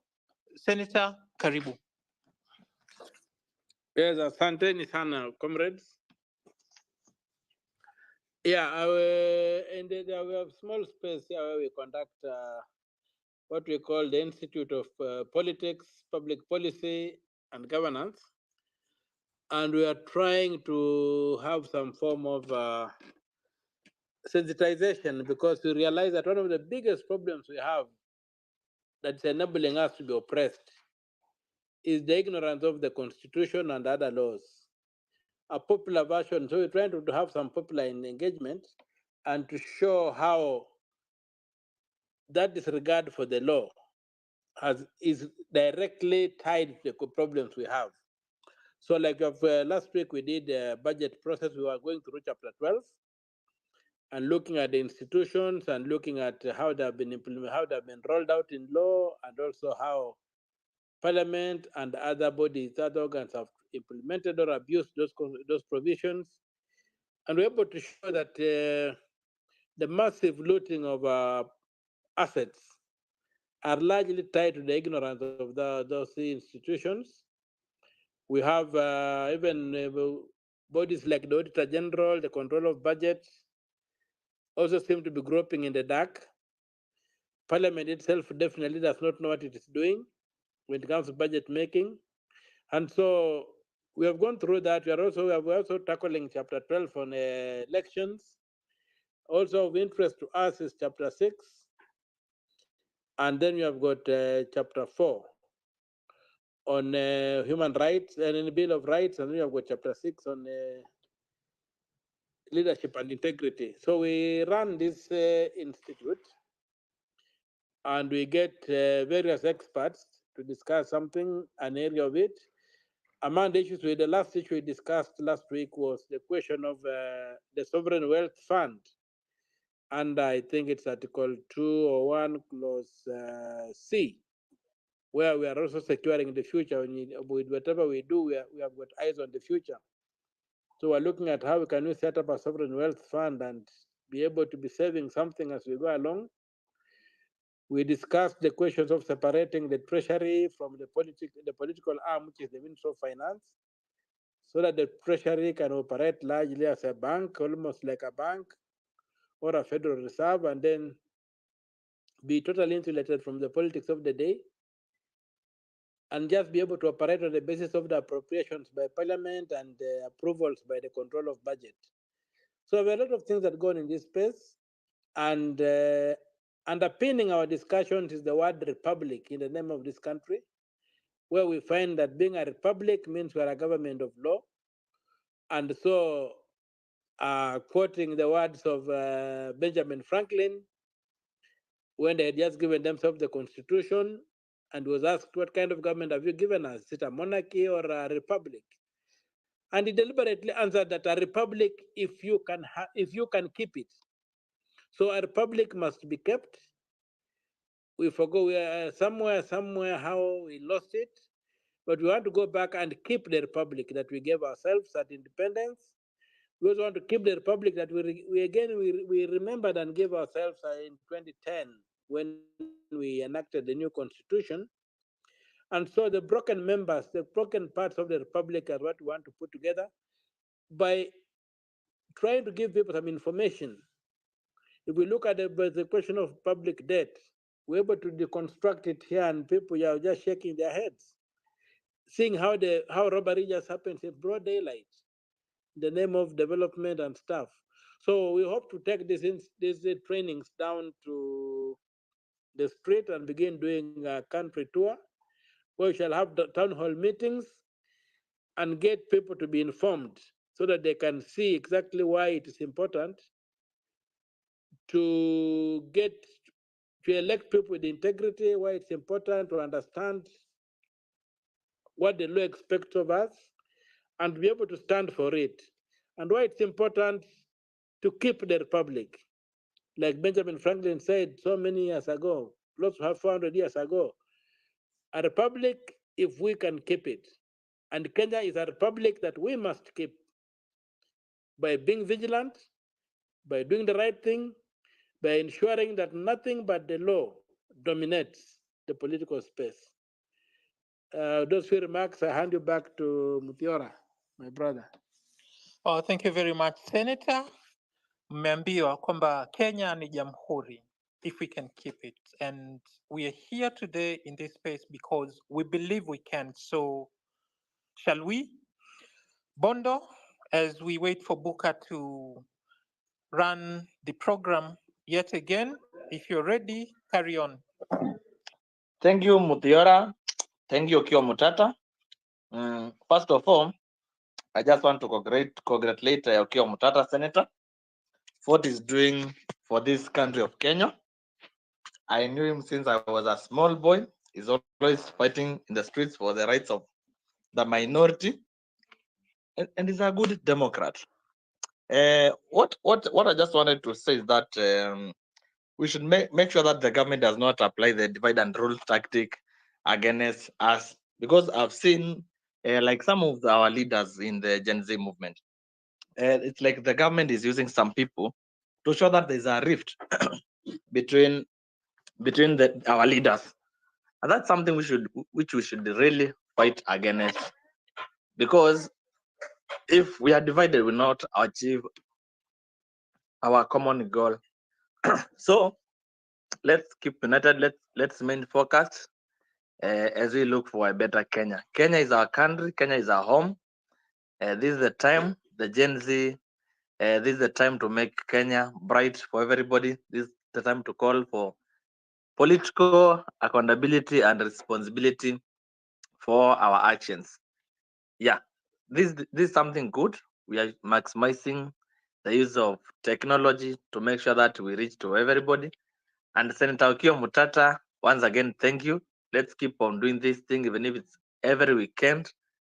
And by that, we shall keep the government under pressure. We shall keep it like checks and balances for a better Kenya where a small boy from the village, his voice will be heard by everybody.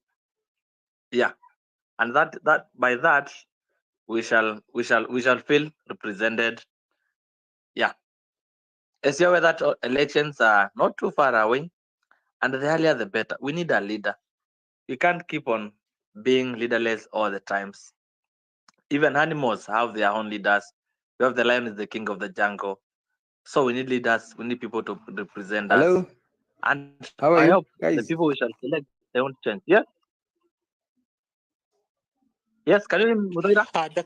Dr. Hello? Nyabuti, please Manipata, mute your mic. We'll come to you in a guys. bit. How are you? I want Yeah, to we thank can hear you, you, Dr. the Nyabuti. Okiya Just hang on for a bit. We'll give you the mic in a Omutata bit. for hosting me. Yes, can I carry on, Mutiara? I actually represent public service in youths, which around 30,000. We have been protesting, and there's a lot of corruption in public service commission. Even the CS, former CS Moses Kuria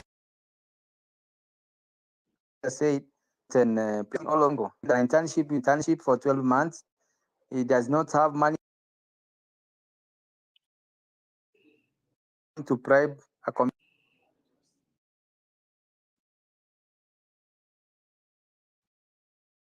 commission of around 500,000. It appears that Dr. Then they dumped Nyabuti out has a network after connection 12 months. problem, so we'll This just drop was one him and then bring him up later. Bondo, I'm sure you can hear me. Please come on for a bit. Months they don't give you a job because. Can I carry on? Yes, Bondo, please. Okay, thank you. As I was saying, we need leaders of good morals and of integrity. We can't stay all leaderless we need to synchronize the guys we have, Kina Morara, Kina Mercy Tarus, Eric Omondi, and our center here. Those are the guys who have been in the forefront. Why should we not make them our leaders? They have been visible all around. Yeah, those are the guys who should lead us. Maybe when the right time comes, we shall look at the prime leader. But as for now, I think they shall lead us, and we shall scrutinize their behaviors. What I know, like a person like Okiya Omutata, this guy has been a perennial fighter for the Kenyan, and we have not recognized him for quite some time. I think that is like our goat in terms of Kenyan politics, because this guy has been fighting all around, all time, every time, year in, year out, every electioneering period. Yes, is like an asset and a blessing to the people of Kenya. So, Okiya Omutata, use your wisdom.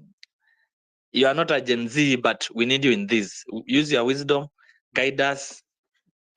You are our savior. We need your wisdom as we soldier on fighting for a better Kenya. Because at the end of the day, we have a country to protect, and by that there will be equality, social equality, and political accountability. Thank you, Muthiora. Comrade Booker, please carry on.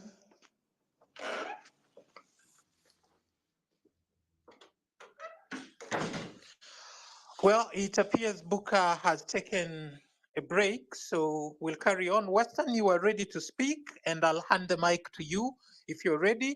After Western, we'll go to Jema, and then hopefully by then Booker will have come back. So Western, the mic is yours. Thank you, Muthiora, so much for the chance. Thank you, Okiya, a patriot par excellence. Kudos for the good work you're doing for the people of Kenya. Keep it up. Greetings to fellow compatriots on this platform. My take is that the problems that we've been talking about ad nauseum can only be resolved through system change as opposed to regime change. Booker was talking about Kenya's political economy. And to realize Kenya, the response to popular aspirations and needs, you have to change the base and the superstructure of our economy and our politics. If we don't, we go to elections, we get very, very same people, much as they may promise us heaven while they're on the campaign trail. Let me give you an example, which is like a dress rehearsal towards elections, wherever they will be held. Justice Mugambi's ruling that Muthiora you mentioned, and you said that's good news. I'm not sure it's good news. It's actually bad news. You sit, you expect an accused person to appear before you. They don't do it 6 times. You pass a sentence, 6 months in jail. Intimidation starts. Suddenly your security has been withdrawn. This accused person goes to the Court of Appeal. The Court of Appeal does not stay the sentence, which means the accused must report to jail, to the nearest jail. No. Suddenly the accused person wants to apologize. I'm not so sure whether that was a personal issue to Justice Mugambi. That was a violation of the law, the Constitution. Well, the justice comes back to court, quashes the sentence that he had made. And this accused person apologizes. The Attorney General appears, speaks in the defense of this accused person. Before Kenyans realize what's going on, this individual walks free. That's a dress rehearsal. A dress rehearsal vis-a-vis what could happen with regard to 2027 elections. That the rule of law will not hold. That the institutions that are supposed to undergird credible elections will not be robust enough to secure the will of the people of Kenya, and the merchants of impunity will stay put and wait for the chips to fall where they may. That is the risk that the political party route faces. You have to see what's happening now. Secondly, Sri Lanka has just had elections as we speak now, and they've elected somebody who is left-wing.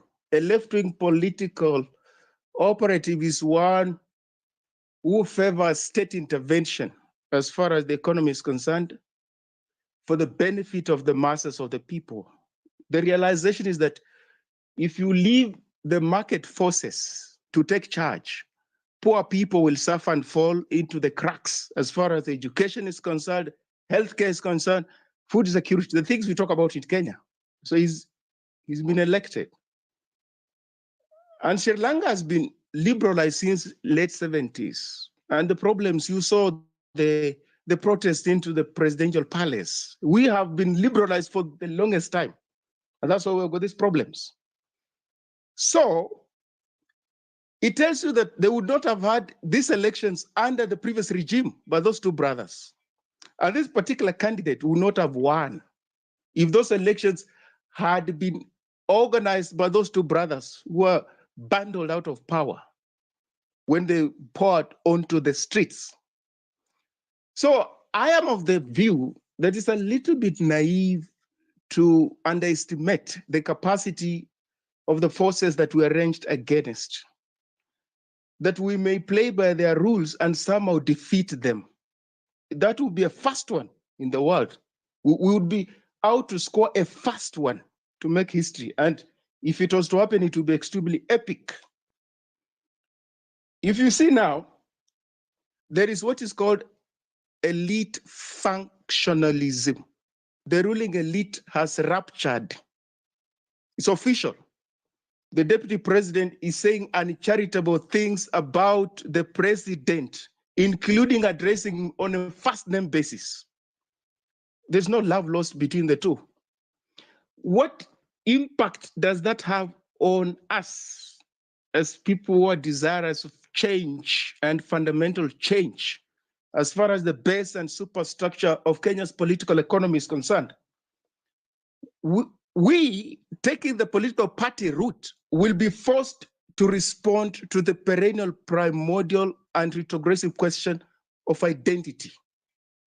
Because if they make good their threat, the William Ruto faction, and impeaches Rigathi Gachagua, you can be sure ethnic sentiment as far as his support base is concerned will rise to a crescendo.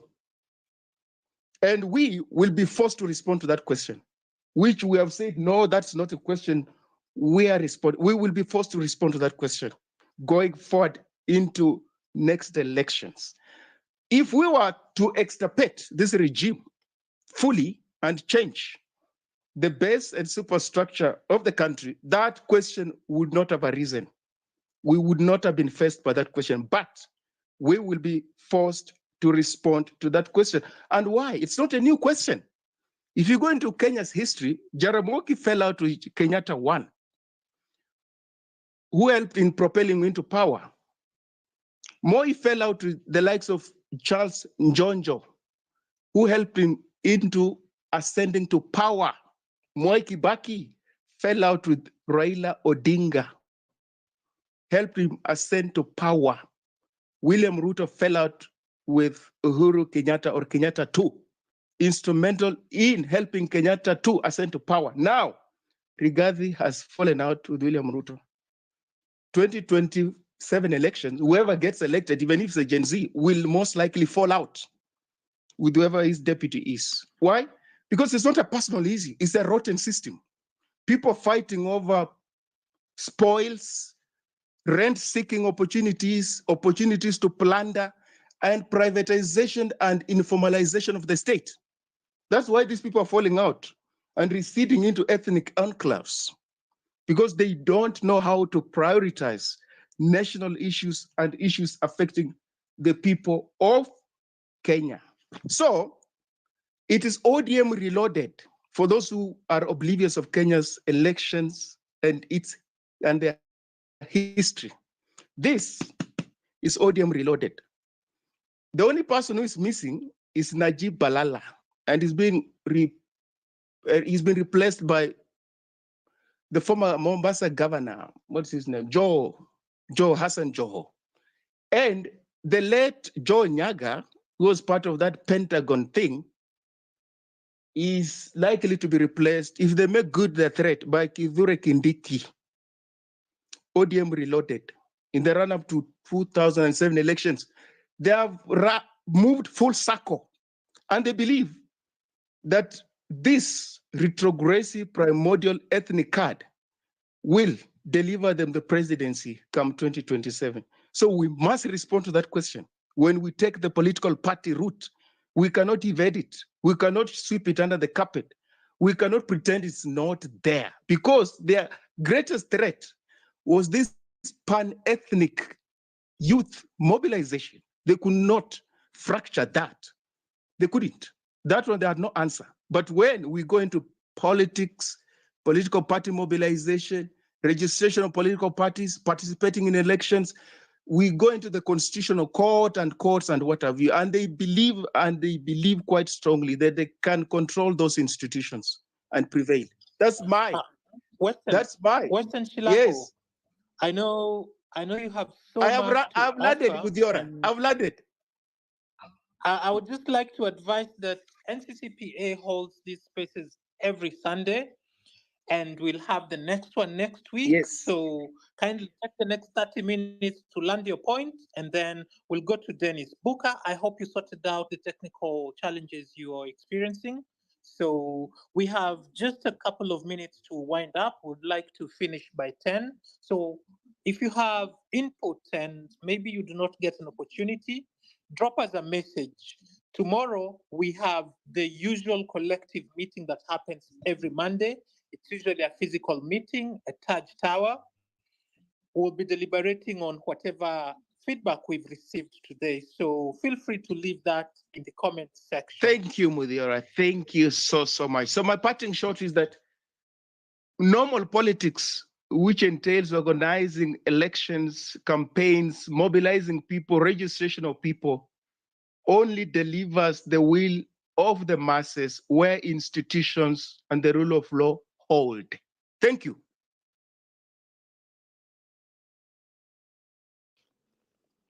Dennis, you've been waiting. If you're ready, please carry on. Buka, naona bado huja unmute mic yako. Dennis, tafadhali dakika yako moja, zisiwe mbili. Endelea.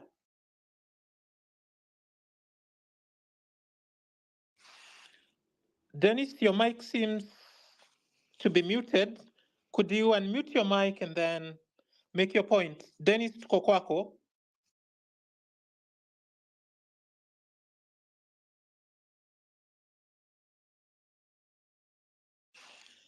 Well, since we are having a challenge with Dennis as well, as he sorts that out, Jaima, you've been waiting a long time. Tunakuja kwako sasa hivi, kama uko tayari, unmute and land your point. Tafadhali, Jaima, carry on. Yes, thank you, Okiya Omutata, Thiero, for the group that you have created to give us way forward for the Kenya. I want to confirm to the whole country that since Gen Z took over, June, we are likely to see the change. The demand were hard. And what we can see very well that the government fakers, however, the government thought that what we needed as Gen Z is the bringing of opposition into power. And this thing has been the system of controlling the country, Kenya. So what are we doing in this X is to find way forward And how can we find way forward without identifying the problem in the country? As my previous speakers have said, primary enemy of the people of Kenya is first, I can say that political betrayal. The country has experienced a lot of political betrayal. Many times when we approach election, we find that we have perennial fighters. We have people. You can agree with me that before 2022 election, everybody thought that William Ruto is going to change the country. Even us who are here, we believe that William Ruto was to change the country.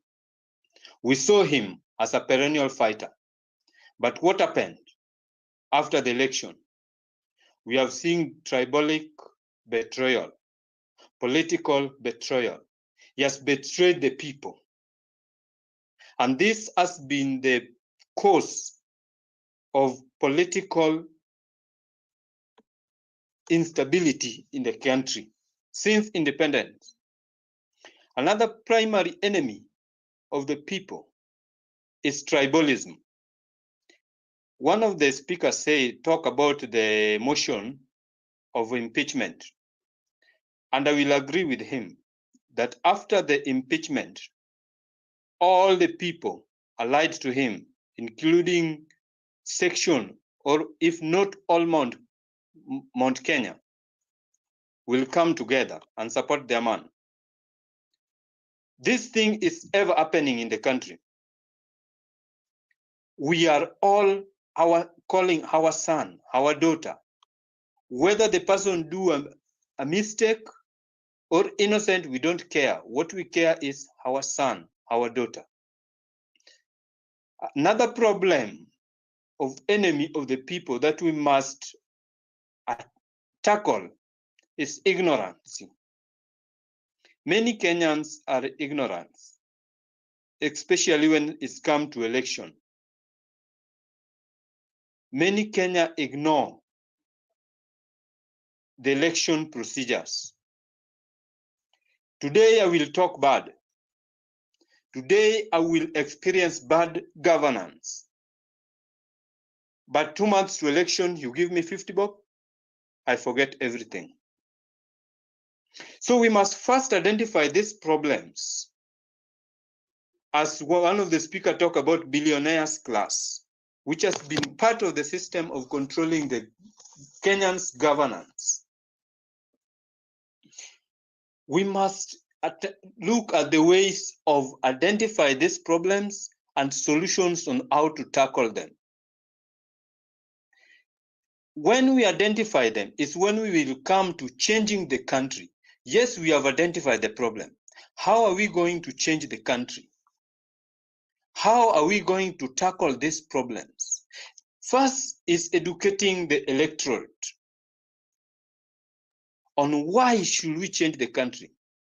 How are we going to change it? And who is going to change it? We have to educate electorate on electoral matters, not only how to elect, but also who to elect. Changing the system of government. Government has been there even before all of us were born. And the system is there. Even now we can talk, you can say, let's elect Jaima to be president. But when I go there, you will start questioning Jaima. Why? Because of the system we have there. So we must identify this system of the governance, and then we see a way of changing it. In this system is where we will find corruption. In this system is where we will find fake promises. In this government, it is where we will come and fight betrayal, political betrayal, divide and rule, lack of integrity. So as we move on, I want to urge all of us that as much as we are dedicated to change the country, as much as we are focused to change the country, let us identify the most enemy of the people of Kenya. Thank you and be blessed. Yeah, thanks, Comrade Mudiora, for adding me back. I had some technical hitches, but I have been able to listen through for the powerful contribution that have been made by not just Comrade Okiya Omutata and yourself, but also the respective participants of the NCCPA, Which Way Kenya today.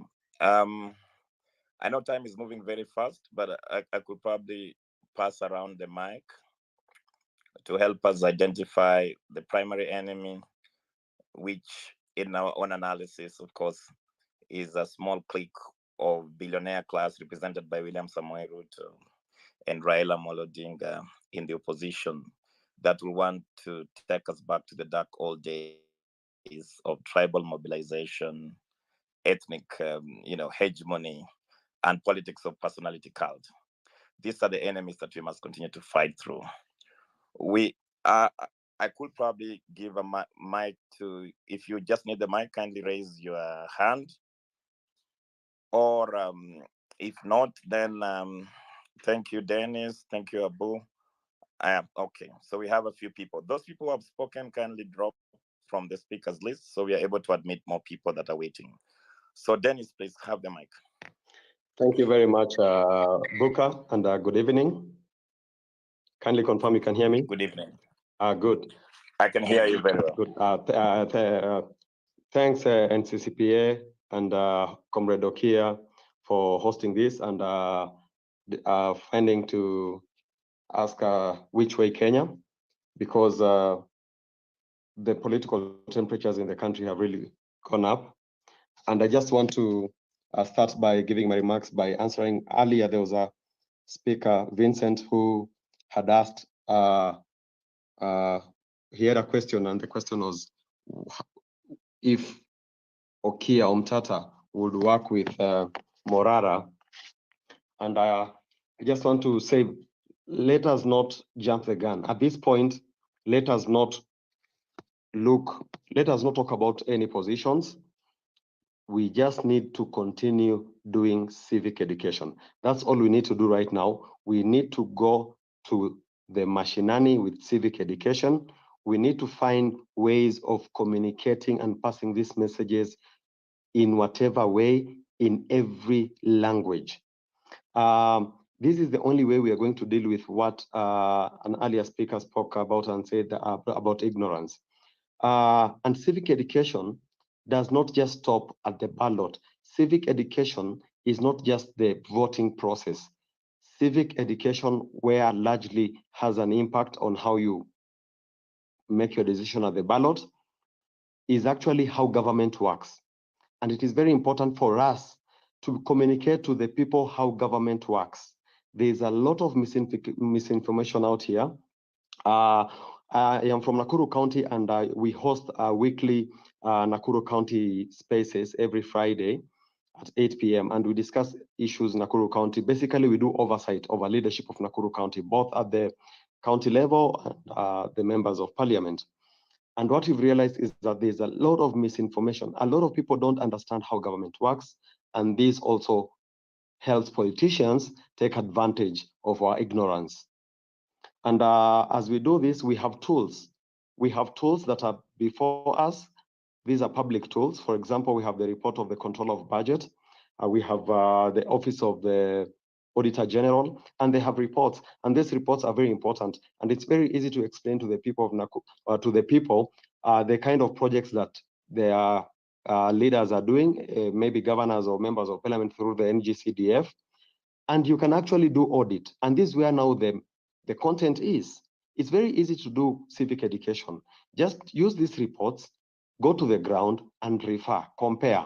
For example, if they say they build a hospital for 7 million shillings, go to that hospital, take videos, take pictures, ingia ndani, find out, is it well equipped?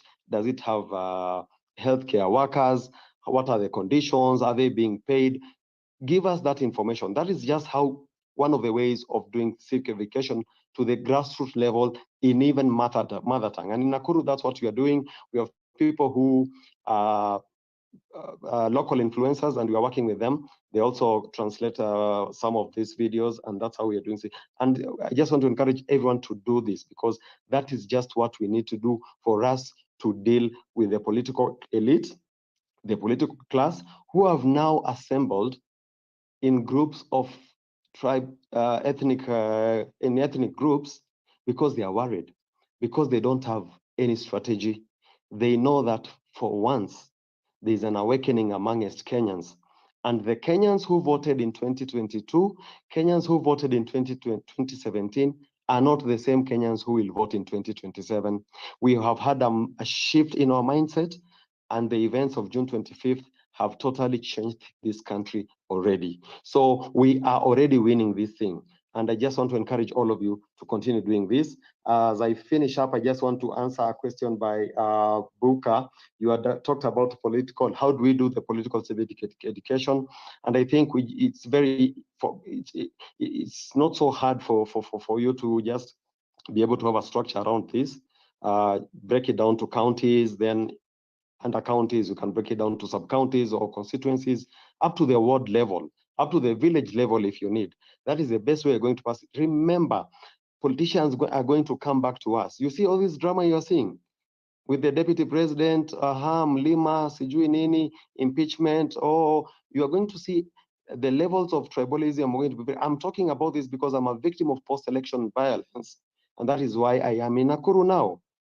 So I understand, and I know the drums of war have started beating, and we know what usually happens. Let me tell you, we don't have to choose a side. We don't have to talk about this. We have to just inform the people ya kwamba all this is just for me entertainment. All these guys are going home. We don't have a primary enemy. We don't have a primary enemy. Every one of them is our enemy. And that's why we are saying we should drain the swamp. The problem with Kenya is not just about leaders. We have problems that are institutionalized. We have started learning that there's a lot of budgeted corruption that happens in this country. It's very hard for you to fight budgeted corruption unless we change everyone from the ground to the top. That is how we'll be able to bring this change to the institutions and bring the changes that earlier Comrade Okiya Omutata was talking about. Because let me tell you, the biggest problem we have today, like someone said, is the police. I know the police are also a very big problem. I agree with you, but the biggest problem we have is our members of parliament. That house is the most useless house. That house, if the people in those houses knew what they're supposed to do, they'll be able to kick out William Ruto if William Ruto is a problem. So it is not a singular problem. We are draining the whole swamp. So let me just encourage all of you to keep pushing, keep doing this. And like Gekonyo and the other one said, we need to get angry enough. I'm from Nakuru County. We use also in local influencer, like I said, and we have an artist, a local artist, and I'm sure you know him. It's called Willie Oeba. He goes around doing civic education in matatus. He's from Nakuru County, and he says, lazima hasira ipande ndio zakayo washuke. So we must get angry. And the only way to make Kenyans angry is by opening their eyes through civic education mashinani. That should be the only way to get Kenyans out of this. We will sort out the issue of IBC with time. But as we sort out the issue of IBC, tuendelee kuelimisha watu. Let me tell you, Kenya's problem ni kwamba wapiga kura si werevu. Lakini siku ile wapiga kura watakuwa werevu, shida zetu zote tutatatua. And if we don't get this right in 2027, we are doomed. The future of our children is gone. So we have to get this right. Thank you very much. Yeah, thanks, Dennis. Dennis, when we talk of the primary enemy, we are not just talking about a person. We are not just talking about William Samoei Ruto. We are talking about the entire political class, the corrupt political class that is being represented by William Samoei Ruto. And we are not even sparing his newfound friend, Raila Amolo Odinga, which is the head of the opposition, that these people are the rot of this country, that we must deal with them. You know, we have to remove them from those political offices, break the system, which is the neocolonial system, and construct a Kenyan project from a new slate. That is what we are advancing in this this debate. That if your MP even had voted yes or no, if he's an MP that listens to the Kenyan people, let them start a process that will ensure that President William Samoei Ruto and the whole Kenya Kwanza government falls. Then we can say that they have started a process. But if they voted yes or no, but they're still complacent with over 60 bodies dead on the streets, then they are still the true enemies of the Kenyan people. I will give the mic to Anthony, and then I think I have two hands up. And Anthony. Asante sana host Okiya Omutata, co-host Muthiora pamoja na Buka. Kwanza nawapongeza sana kwa kazi muhimu ambayo mumefanya kama muungano ya NCCPA mpaka wa leo. Ni muhimu kabisa, na mmeongea hapo mbeleni ya kwamba chama ndio chombo cha kunyakua utawala. Aidha iwe ni chama ama iwe muungano, lakini ni cha muhimu. Kwa hivyo kuianzilisha hii NCCPA ni jambo muhimu kabisa. Lakini nitataka kutajia maneno mawili tu ambayo wengi ambao wametangulia hapo wameongea kwa uzuri sana kwa sehemu zile za umuhimu. Mkiweza kukumbuka vituko vya tarehe 25 Juni mwaka huu, wakati vijana waliingia wakakomboa bunge la nchi, kitu gani kabisa kilisababisha hiyo kituko? Ilikuwa ni jambo moja tu, ya kwamba wajumbe walikataa kusikia sauti ya wananchi. Hiyo ndio ilisababisha hiyo mambo zote ambazo zilitokea. Kwa hivyo lazima tuweke kwa manani hii kukataa kusikia sauti ya wananchi inamaanisha nini? Ni kusema ya kwamba public participation, ambayo ndio mageuzi makubwa kabisa katika katiba ya 2010, haijawekewa uzito ambayo inastahili, na lazima tufanye kwa uzito ili kuheshimu wale vijana ambao walipoteza maisha yao. Iwe msingi ya bunge ya Kenya ni public participation. Tukishaifanya hivyo, wale ambao ni wabunge kazi yao itakuwa tu ni kuwa wajumbe wetu, hawaendi pale kama viongozi. Ni sisi ndio tunakata shauri ya kwamba tunataka tuende upande huu ama upande huu, na bunge inapitisha sauti ya mwananchi. Kwa hivyo hiyo ndio jambo la kwanza ninataka kusisitiza. Ya pili, tumeongea mara nyingi kuhusu umuhimu ya kuwa na viongozi. Lazima tuwe na paradigm shift wakati tunataja jina kiongozi. Kwa Mkenya yeyote, kiongozi ni hawa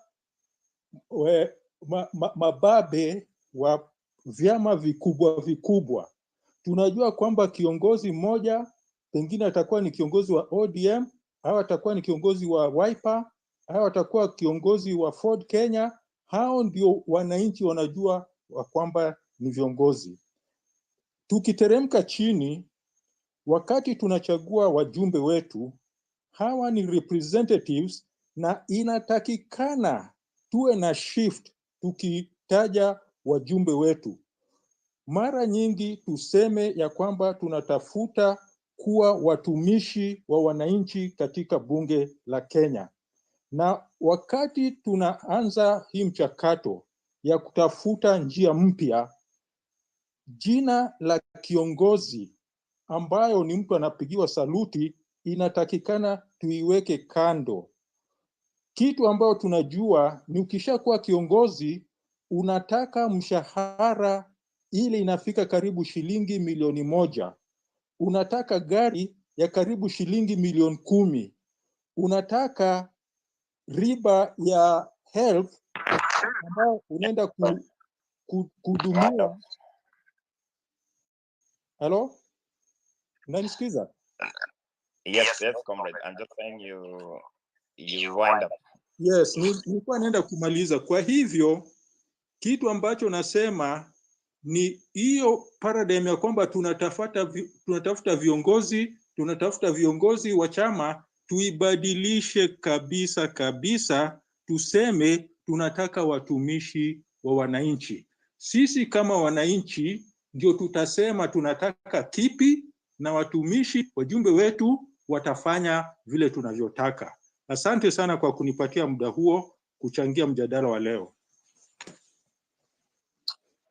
Modera, my co-host, just out of interest, do you want us to extend this space with 1 hour or so? Because I can see there are so many requests remaining, and also there are other comrades that haven't spoken. Well, Buka, acha turuhusu ambao wame request waanguke nayo, twende mpaka 10:30. Okiya Omutata has no problem with us extending for just a bit more to be inclusive of all those who would like to make their opinions heard, known and recorded. So carry on. Let's do this till 10:30. And just to remind you, ladies and gentlemen, we have a reporting meeting tomorrow at Taj Tower. We do these every Monday starting from 2 p.m. And so far, we've managed to bring together the collective. Is anybody speaking? Yes, Comrade Buka, Can't I'm hear on. anything. Kindly. Well, I'm on, Comrade Buka. I can see perhaps you're not able to hear me. No, I I was can just hear you, informing those Modera. who I can hear you very well. Don't you worry. That was another comrade called Bondo. Okay, thank you.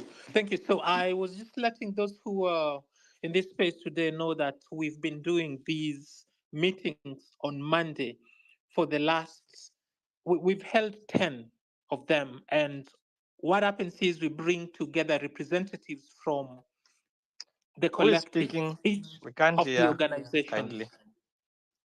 Or you can pass the mic So to somebody else because we have so many speakers. Bondo, I have removed you from the speaker because it looks like you're not hearing anyone, but the rest are speaking.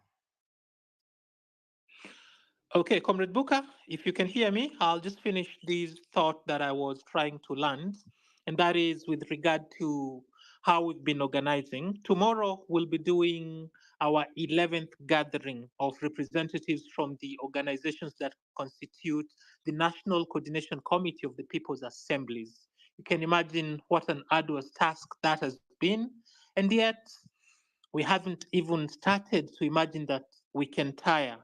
So ask those who are organizing wherever you are to link up with us so we can do this collectively. Now, about the X Space, this we've been doing every Sunday, and Kasmuel Makoure, who is the spokesperson of the NCCPA, as charged so by the collective, has been hosting this, and he was supposed to be here today. He will be here maybe in the next one. So we have a space for everyone. We would like you to reach out, but even as we look to conclude this, please feel free. This is a safe space. Kenya ni yetu. Wengine wametukumbusha kwamba Kenya ni home na home lazima iheshimiwe. Comrade Buka. Thank you, comrade. Thank you very much. Just move forward and give Abu, chief economist, and then we go to Toria and Mohammed. We wind up this debate. Abu. Thank you, the host, and Okiya Omutata, and Buki, and everyone. Asanteni kunipa hii privilege. First of all, those things which are in my thoughts are concerning the structures and the meetings. Modera, can you hear Abu? Yes, Comrade Buka, Abu is loud and clear. Okay. So sorry if you can't hear me. First of all, I want to thank Dennis. He landed a lot of points which were in my thoughts. This phase of our campaign, we should focus mostly on civil education, make people understand their rights and everything. And second thing which I wanted to is do you have your minutes? Which platform, guys, are you using, and how can we get access to the platforms, access to the minutes if possible? And second is we should continue coordinating with other, even those who are in diaspora, so we can have more coordination together. So that's another point. Last one which I wanted to say is concerning the whole of regions of Kenya, which parts are still not yet been contacted for more civil educations, and other parts, maybe northeastern, Isiolo or Garissa or plans for those regions. I appreciate for the privilege, and please, if we can get the minutes, that would be fantastic. And God bless, and Okiya Omutata, keep the good fight, as the civil rights groups used to say. Asanteni sana kunipa hiyo nafasi ya kushare my thoughts. Asante sana. Karibu sana Mohammed. Let's go to Mohammed. Now the other Mohammed, and then we go to Chief Economist, and then Toria. Yeah, thank you, Buka. I just wanted to talk about the SCPA programs. Actually, I'm in the diaspora. If we can coordinate our efforts so that we also join and take part. This time slot is actually good for us when it's evening. But if it's actually physical location in Nairobi, it's going to be difficult. So if it's going to be spaces, please, the senator should actually publish the spaces well in advance so that we can also join and participate. Thank you. Thank you very much, Mohammed. The space will always be every Sunday from 7 p.m. Every Sunday from 7 p.m. the NCCPA will hold the spaces.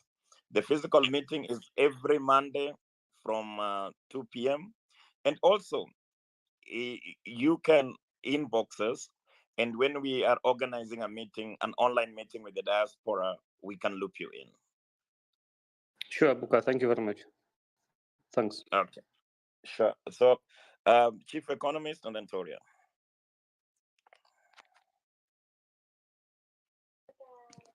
Hi everyone. I'm really having a problem with I think my audio. I don't know if you can hear me, Buka. Yes, I can hear you very well, comrade. Thank you. So much has been talked about, and I wouldn't really want to take us back there, but I needed to just clarify on some points, and maybe first of all take you back to how our politics has been evolving to the point we are. And I personally believe that the political development so far, pre and post-colonial eras, I think that's where we missed the political maturity. And most of you have been asking, who is our biggest enemy? And I can tell you, as much as we see the government as the biggest enemy, remember this government has been put in place there by the citizens. Therefore, on my end, I believe that our biggest enemy and something that we should be looking at and dealing with is our own selves. How did this person Chief Economist, reach to the point that Chief they Economist, are in the seat? Chief Economist, just without interrupting, the narrative of blaming the Kenyan voter, maybe I ask you indirectly because it's a question that have been pushed through by political class in this country, where, Chief, you came to me and you promised me with your own mouth, I voted you. You go against the very promises that you told me you're going to do. How is it that I'm I am the problem? Remember, President William Samoei Ruto toured this country and sold us a lie. And majority of the Kenyan people trusted him that he will deliver. Now, when he's failing, how is it possible that the ordinary Kenyan people can be the problem? So on the social sciences, we vote people based on a social contract. You come and tell me, Chief, come on, I will do this, I will do this, I will do this. I give you a chance. In fact, there was even another narrative that the people who voted President William Samoei Ruto should not hold him accountable because they fell for that lie. This was being driven by majorly the people who thought that if we did not vote Raila Amolo Odinga, then we don't have a right to hold William Samoei Ruto as the president responsible for his lies. I think the people who voted the president should be the most hungry. They should be the most angry at him. So I'm just bringing that as you continue to say that the citizens are their own enemies, also, please also help us to understand that if I promise you that, Chief, I will give you this tomorrow, and based on my promise, you give me a position. If I betray you, I can't be the problem.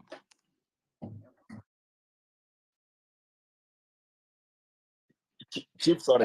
Thank you, Buka, for bringing that up. I think I'm asking a question, and at the same time, yes, okay. I'm asking a question, and at the same time, I'm sort of looking at it from a different perspective. And something that you said that the people basically they're not the problem. I understand that fact, but I'll take you back to the moment these social contracts are being created between us, the people, and the leaders, there is always a history. And let me tell you, politicians, and I'm not talking about leaders, we've seen leaders like Okiya Omutata, people who have a stand and people who stand with the people. I'm talking about politicians. Politicians will always make you and promise you things in future. And by that, you sort of blind yourself, you blindfold yourself not to see the past. And the person we have right now in power is someone who has been even convicted and taken to the ICC. This is a person who was involved in the maize scandal. What do we as people, what do we really expect different from these people, even if they give us their manifestos? I also want to take you back to the fact about manifestos. Which government has ever made their manifesto a reality? Has ever made their promises a reality? And the reason why I'm bringing this up is because we always find ourselves in the same situation. We think this person is the savior, but it ends up being the same crooked people that we take in power. And what we need to do is whatever is happening right now, we need to have civic education. We need people to understand that whatever this person is telling you, anataka mpatie kura, afike pale, arudi to his default settings. We've also seen politicians sort of supporting our movement, even from the opposition. And the moment they are in government, they change like a chameleon. You look at Caleb Amisi and you see the things that guy is talking about right now, and you wonder, is this the same Caleb Amisi before June 25th? How do we solve that problem? Probably I might not come out very well, but I think civic education, we need to educate our people. How many people know about our constitution? How many people own a constitution? the document itself. How many people understand that it's not your role to fight poverty? It's the role of the government to fight poverty. You can't have an employer or sort of someone who is supposed to do a certain duty and take care of the nation, take care of our boundaries, and still leave some parts for you to do. It's not your role to fight poverty. It's the role of the government. You are supposed to basically go to any office. You actually have the problem of even choosing between jobs, not being unemployed. That is, it's not your role, because if you go to school, and many people have been doing this, you go to school, you have all these certificates, you can't find a job. That is a failure of the government, and you need the people to understand that. It's not because that you did the wrong course or whatever. If you even did the wrong course, it's still the failure of the government. These are people who we put there to work to our own needs. And if we need to get it right, we need to have people educated, and people know that whatever you do on the ballot box sort of translates to whatever will happen in the next 5 years. So if we have taken this sort of position of making sure that we educate our people, it's a very, very important step we have done. And we should support each and every person who is doing this. And lastly, maybe Buka, if I can just say one more point. Yes, Chief. I have seen most of the people sort of. All right. I've seen a lot of people sort of fighting Morara and talking about Morara is taking this too far. He's going into politics. And I want to remind you one thing. When this movement started, when Occupy Parliament started, it didn't start in June 25th. It started in 2013. The people who started that movement have done their part. And right now, we don't sort of hear a lot from them. The same thing will happen, I'm very, very sure. Because the moment you do your part, the moment you take the movement to the next level, right now we are talking about civic education. Morara is doing it. That is not an end. That is sort of a progress. And the people who will come, even if he sets up a political party, he might even end up not being in the ballot box. So let's not concentrate on what we think will be the end goal. Let's concentrate on how is the movement going. How are we in June 25th? How are we right now? How do we want to be in December? I think that's very, very important. And Buka, thank you for your time. Thank you very much, Chief. But just one little comment out of what you've said as well, is that we want to build a strong organization, that if an individual gets to betray the cause, then we can hold that individual responsible. So the issue of popular political education is very important, so that anyone, even if it is Morara that becomes the president of this country, and then he go against the collective will of the people, we can hold him squarely responsible. So the NCCPA is to build a collective where people can be answerable to, because we do not really think that an individual, just one individual, for example, Buka or Modiora, or even chief economist, can save this country. So we have to build an organization. We appreciate the efforts that are being done by each and every Kenyan, and I know we will converge. And those who truly love Kenya will then prosper. But those who, if even Modiora today take political power and comes to this place and lies to us, we must hold him responsible, call him out, and punish him for his mistakes. Toria, please run with it.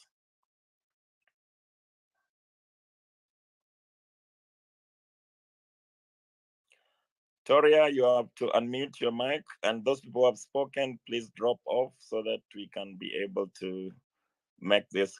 I can see Toria, she's not there. What about Kenyan lady? You can take the mic.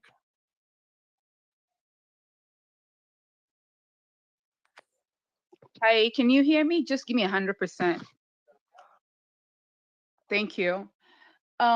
So there are two things that I really want to highlight, and sometimes sometimes I think we overthink things, and I think it has become like it has become the energy that Kenya has taken.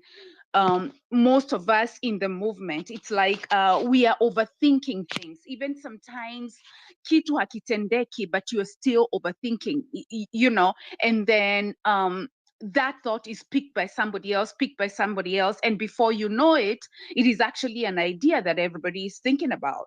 So those people who follow the movement closely, you can see a narrative creeping in. It's picked up by one person, and then another person picks it up, and before you know, within 24 hours, that's the narrative that is ongoing. So I do not know how to fight that, but that's something that we need to watch. So that's just an FYI. I don't know how that can be dealt with, especially in this era of social media. But mtu anaanza kitu just from the corner of a tree, and then it becomes an issue, and it becomes something that is drawing our energies. Okay, so the other thing I want to talk about, which is was really my first thing, is let us when we form this movement, when we continue with the movement, let us try our very best to define whose role is where. I know we probably may not be at this point, but we can just try. Like for instance, tawapatia mfano, sisi wote wenye tuko ugaibuni, we are trying our very best to help the movement, and we have done I cannot start saying like 1 2 3 4 5 things that we have done, but I can say, like kwa mfano, giving an office which was done genuinely by people we know from the diaspora, it has become an issue. Why? Because maybe we have not defined the diaspora as an entity in the movement. Do we really need to think about that? Because if we do that, then it would have been easier for us to come in big ways. But if we do these things and you are questioning us, then we are wondering whether we are in the same movement. You know, so that's one thing that I don't know what NCCPA can input. I don't know if somebody has an answer for me right now, but that's something I really need us to probably tutilie manani, you know, because coming in and being questioned, do you know who's that house is, blah blah blah. We, you know, sometimes this argument and the discussion of dead capital has come in. Now we have found things to be done in our dead capital, and now you are questioning it. You know, yeah. So that's one thing. The other thing is, you know, the second item about the civic education. Yes, that's what we need. And I think somebody responded. I think it's Buka that responded to Abu. You cannot question a common Kenyan how they vote if they are, first of all, ignorant. They are not aware, not even being ignorant, but it's because they do not know. They just do not know. So I'm just insisting on the civic education, and coming from my first question or my first input, if we put this thing together, we validate each other. Let's start with civic education, and then we move on like that. Let's define the place for diaspora in the movement. Thank you. Thank you very much, Kenyan lady. And yes, we are initiating talks with diaspora under the NCCPA. So feel free to inbox us, and next time we have a meeting with the diaspora, we will make sure that we put you on the loop, because the diaspora is a very integral part of the movement. And yeah, so it's important. On the misinformation and false narratives that are being spread, I also want to tell you that we need to have a core team that is able to counter the false narratives and the propaganda that is spread by the enemy. That is what NCCPA is doing. Now we are having only 50 volunteers. But by the moment we are having 1,000 or 2,000 or 3,000 or 30,000 volunteers working on a daily basis to make Kenya a better place, we will be able to confront the disinformation, misinformation, believable lies, narratives, and protect at least our movement, against the enemy's, schemes. So, Toria, are you there?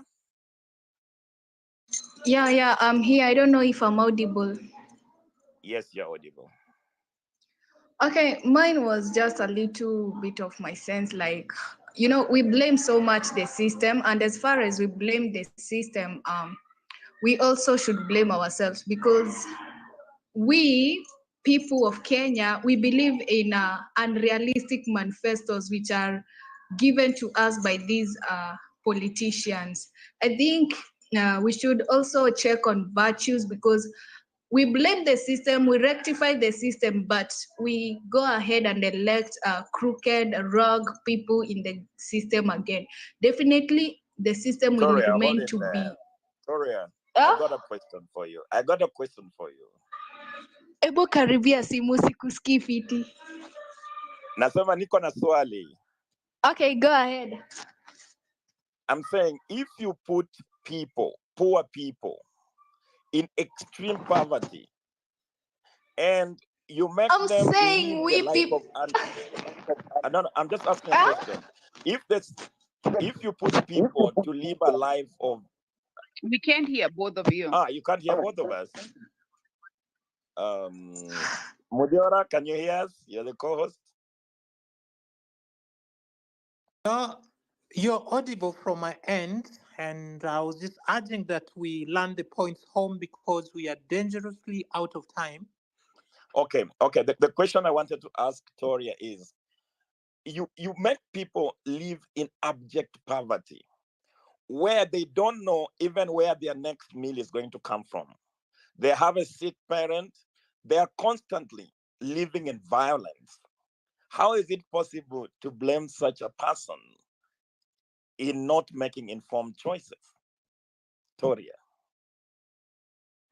Okay, what I'm trying to say is that when we are trying to blame the system as well, because we elect these people sometimes out of sympathy, tribalism, or emotions. That's what sometimes it misleads us. If we rectify on that and check on virtues and what we want for our leaders, I think it might rectify, it might help us rectify our system as well, because we don't expect to elect a rogue person and the system to be corrected. And also, when we are doing this, we need to check on the manifestos they are giving us. Like, let them present realistic manifestos that can be achieved within the certain time that they have prescribed or they have told us. That's my thought for now. Yeah, thank you very much, Toria. I still would like the people who are coming after Toria kindly, because this is a question that for me, I think it's important. When we blame the citizens, while the system has alienated from anything meaningful to live a meaningful life. Because, for example, when somebody is taking 200 shillings from a corrupt politician to get a meal or two, I think the key that we have been talking about here is political education. If we can accelerate and politicize the people, then probably we can rescue and bring out the quality of the vote. Because you're not talking about, in fact, this democracy is just about money. We cannot be run by just a gang of criminals with money that buy their way into power. And then after buying their way, they try to get back their money like in a casino. Now that the slave market ended, they want to get back their money through budgeted corruption. So I think we still need to continue pushing the point of popular political education and making sure that people are conscious that politics indeed means a lot in their daily lives. I don't know if I know how to pronounce your name, but Puroso. Please have the mic. And those people who have spoken, you can drop, and then I will give some.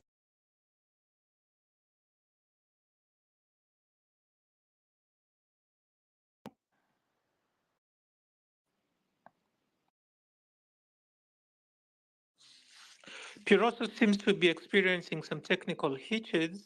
So as he sorts that out, maybe we can go to Jelani. Jelani, if you're ready, please carry on as we see what the problem is with Piroso. Sure. Thank you so much. Thank you so much, Okiya. Thank you, Muthiora. Thank you, Buka.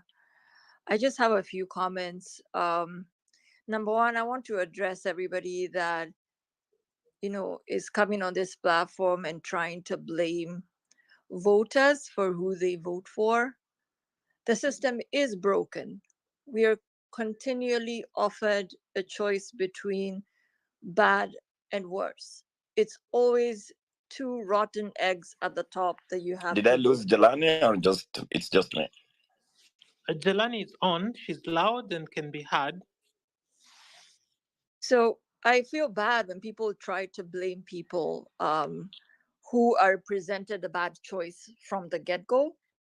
We also have a huge majority of Kenyans who are dependent on certain people in their households and typically will vote based on what the person they're dependent on is voting for. So, for example, you have a household, you have a man who is a breadwinner. You find that the wife and the kids, if the kids are voting age, typically will vote for the person that the father is voting for, because nobody wants to be in the house playing opposition against their parents or against whoever pays the bills. So there are so many factors, and it's just, I think, people who are very blinded by their privilege who want to come online and call people stupid and say, oh, you guys are the problem. The system is designed in such a way that even you as a good person, like right now, if a Gen Z is trying to register a political party, it's going to be impossible. They're not going to allow it to happen. Good people are perennially prevented from being on the ballot box, on being on the ballot paper. Perennially, we've seen it. People trying to run and they're prevented. They're not cleared in good time. They're not given the paperwork. It just becomes impossible. Then you have a two-horse race, and the media keeps on reporting on a two-horse race, completely gives a blackout to other smaller people who might be running. You don't even know what those people stand for because the media never covers them. I have been on the trail trying to push smaller politicians, and media houses will not give them coverage unless those people pay the journalists. So if you don't have money to pay the journalist, the journalist will never cover you and run your story. So let's stop pretending that Kenyans have had a choice, or even a good choice, if anything. So for me, I think when people speak like that, I get very irritated and annoyed because I know they're speaking from a point of complete ignorance. The number two thing I wanted to comment on is somebody asked a question on what we are going to do about people saying nasty things and pushing narratives and talking and da da da. And let me tell you, you cannot address every single madman in the market. You cannot. You cannot start to be like, oh, there's a section of Twitter that is going to say this about the house that Morara was given. They're also going to say this about Okiya. They're also going to say this about Casmo, Jalani, everybody else. You can't focus on those people. You need to focus on the work you're doing. If the work you're doing is good for Kenya, focus on that. There's people who will see it, who will appreciate it.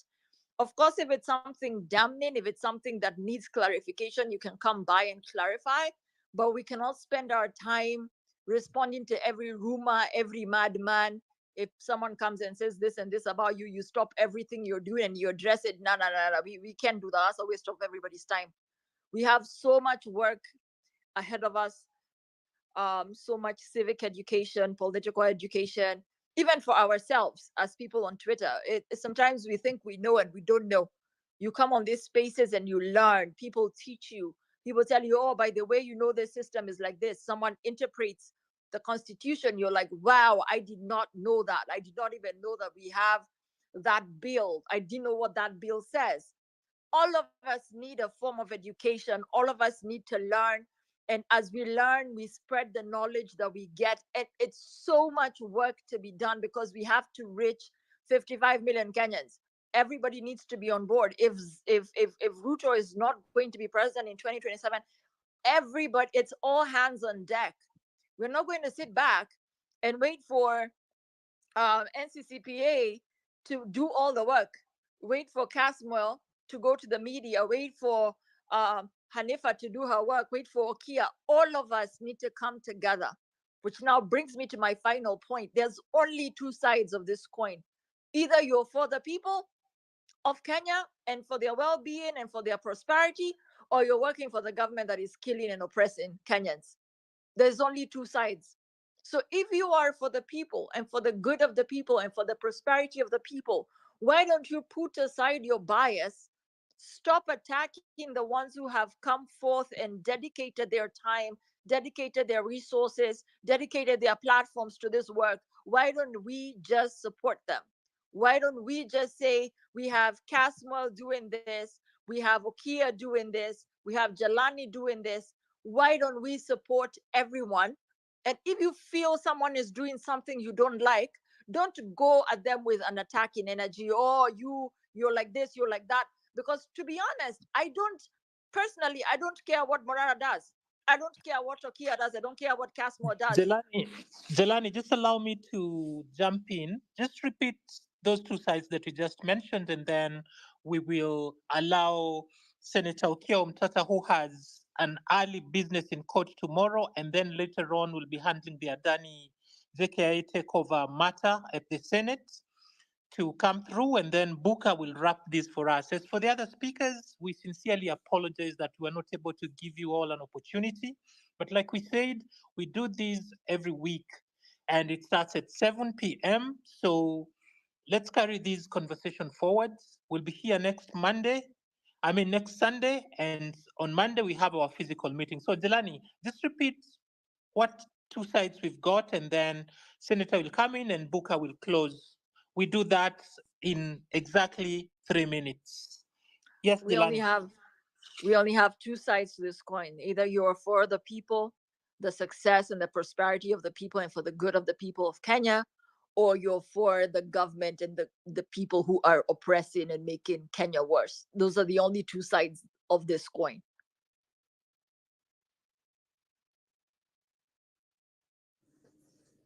Yeah, thank you very much for all that has been shared. I've really enjoyed.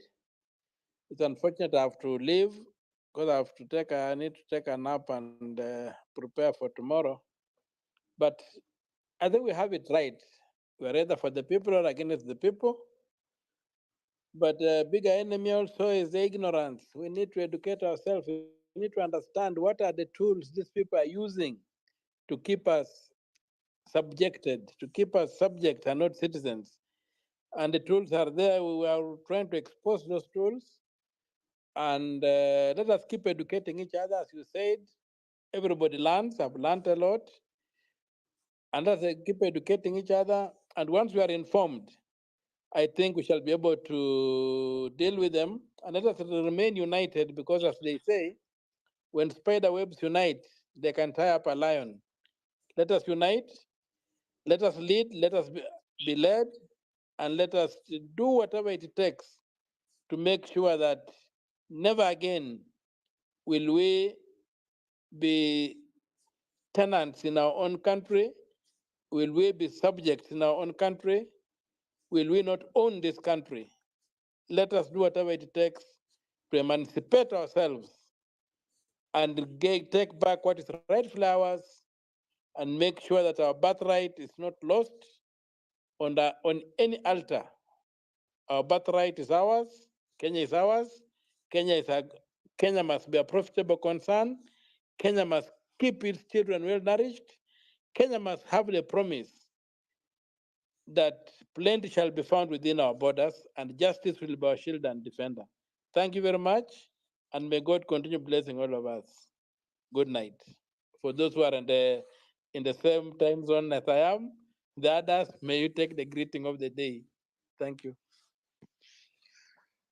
Comrade Booker, please wrap this for us. My name is Mudiora Carriera, former presidential running mate and a volunteer at the NCCPA Secretariat, where we co-work with others, including Casmuel Makoure and a lot of other revolutionaries. Comrade Booker, please wrap this for us. Now, my special thanks to each and every person that has come through to this space. We are quite delighted that you got this time to actually contribute ideas. The space was pretty big, we've been able to allocate as much time as we can. And next week, we hope that we can give more time to people to speak more. To Senator Okiya Omutata, we are proud of you. Muthiora, we are proud of you. Wakili Barak, Ashlina Jambo, Mkenya, I've also seen you. Angelani, and every person that was in this space. We only have a job to do to make sure that we can bring all the people, mobilize people of Kenya in their millions who genuinely love this country, to start an immediate and the most urgent process, which is the national construction of Kenya, the Kenyan National Project. And that means defeating the enemies of the people. Thank you, and thank you very much. And I wish you a good night. And I will be here next week on Sunday at 7 p.m. with Senator Okiya Omutata, Muthiora, and all the comrades that we are at NCCPA. For the diaspora team, thank you for the support you always give. Feel part of the NCCPA, and we look forward to even having a tat-a-tat with you in any forum that is of your choice. So we welcome you all to NCCPA. Those people who are coming to the meeting tomorrow, see you tomorrow at 2 p.m. at Okiya Omutata's office. Bye-bye and have a good night. Good night, ladies and gentlemen.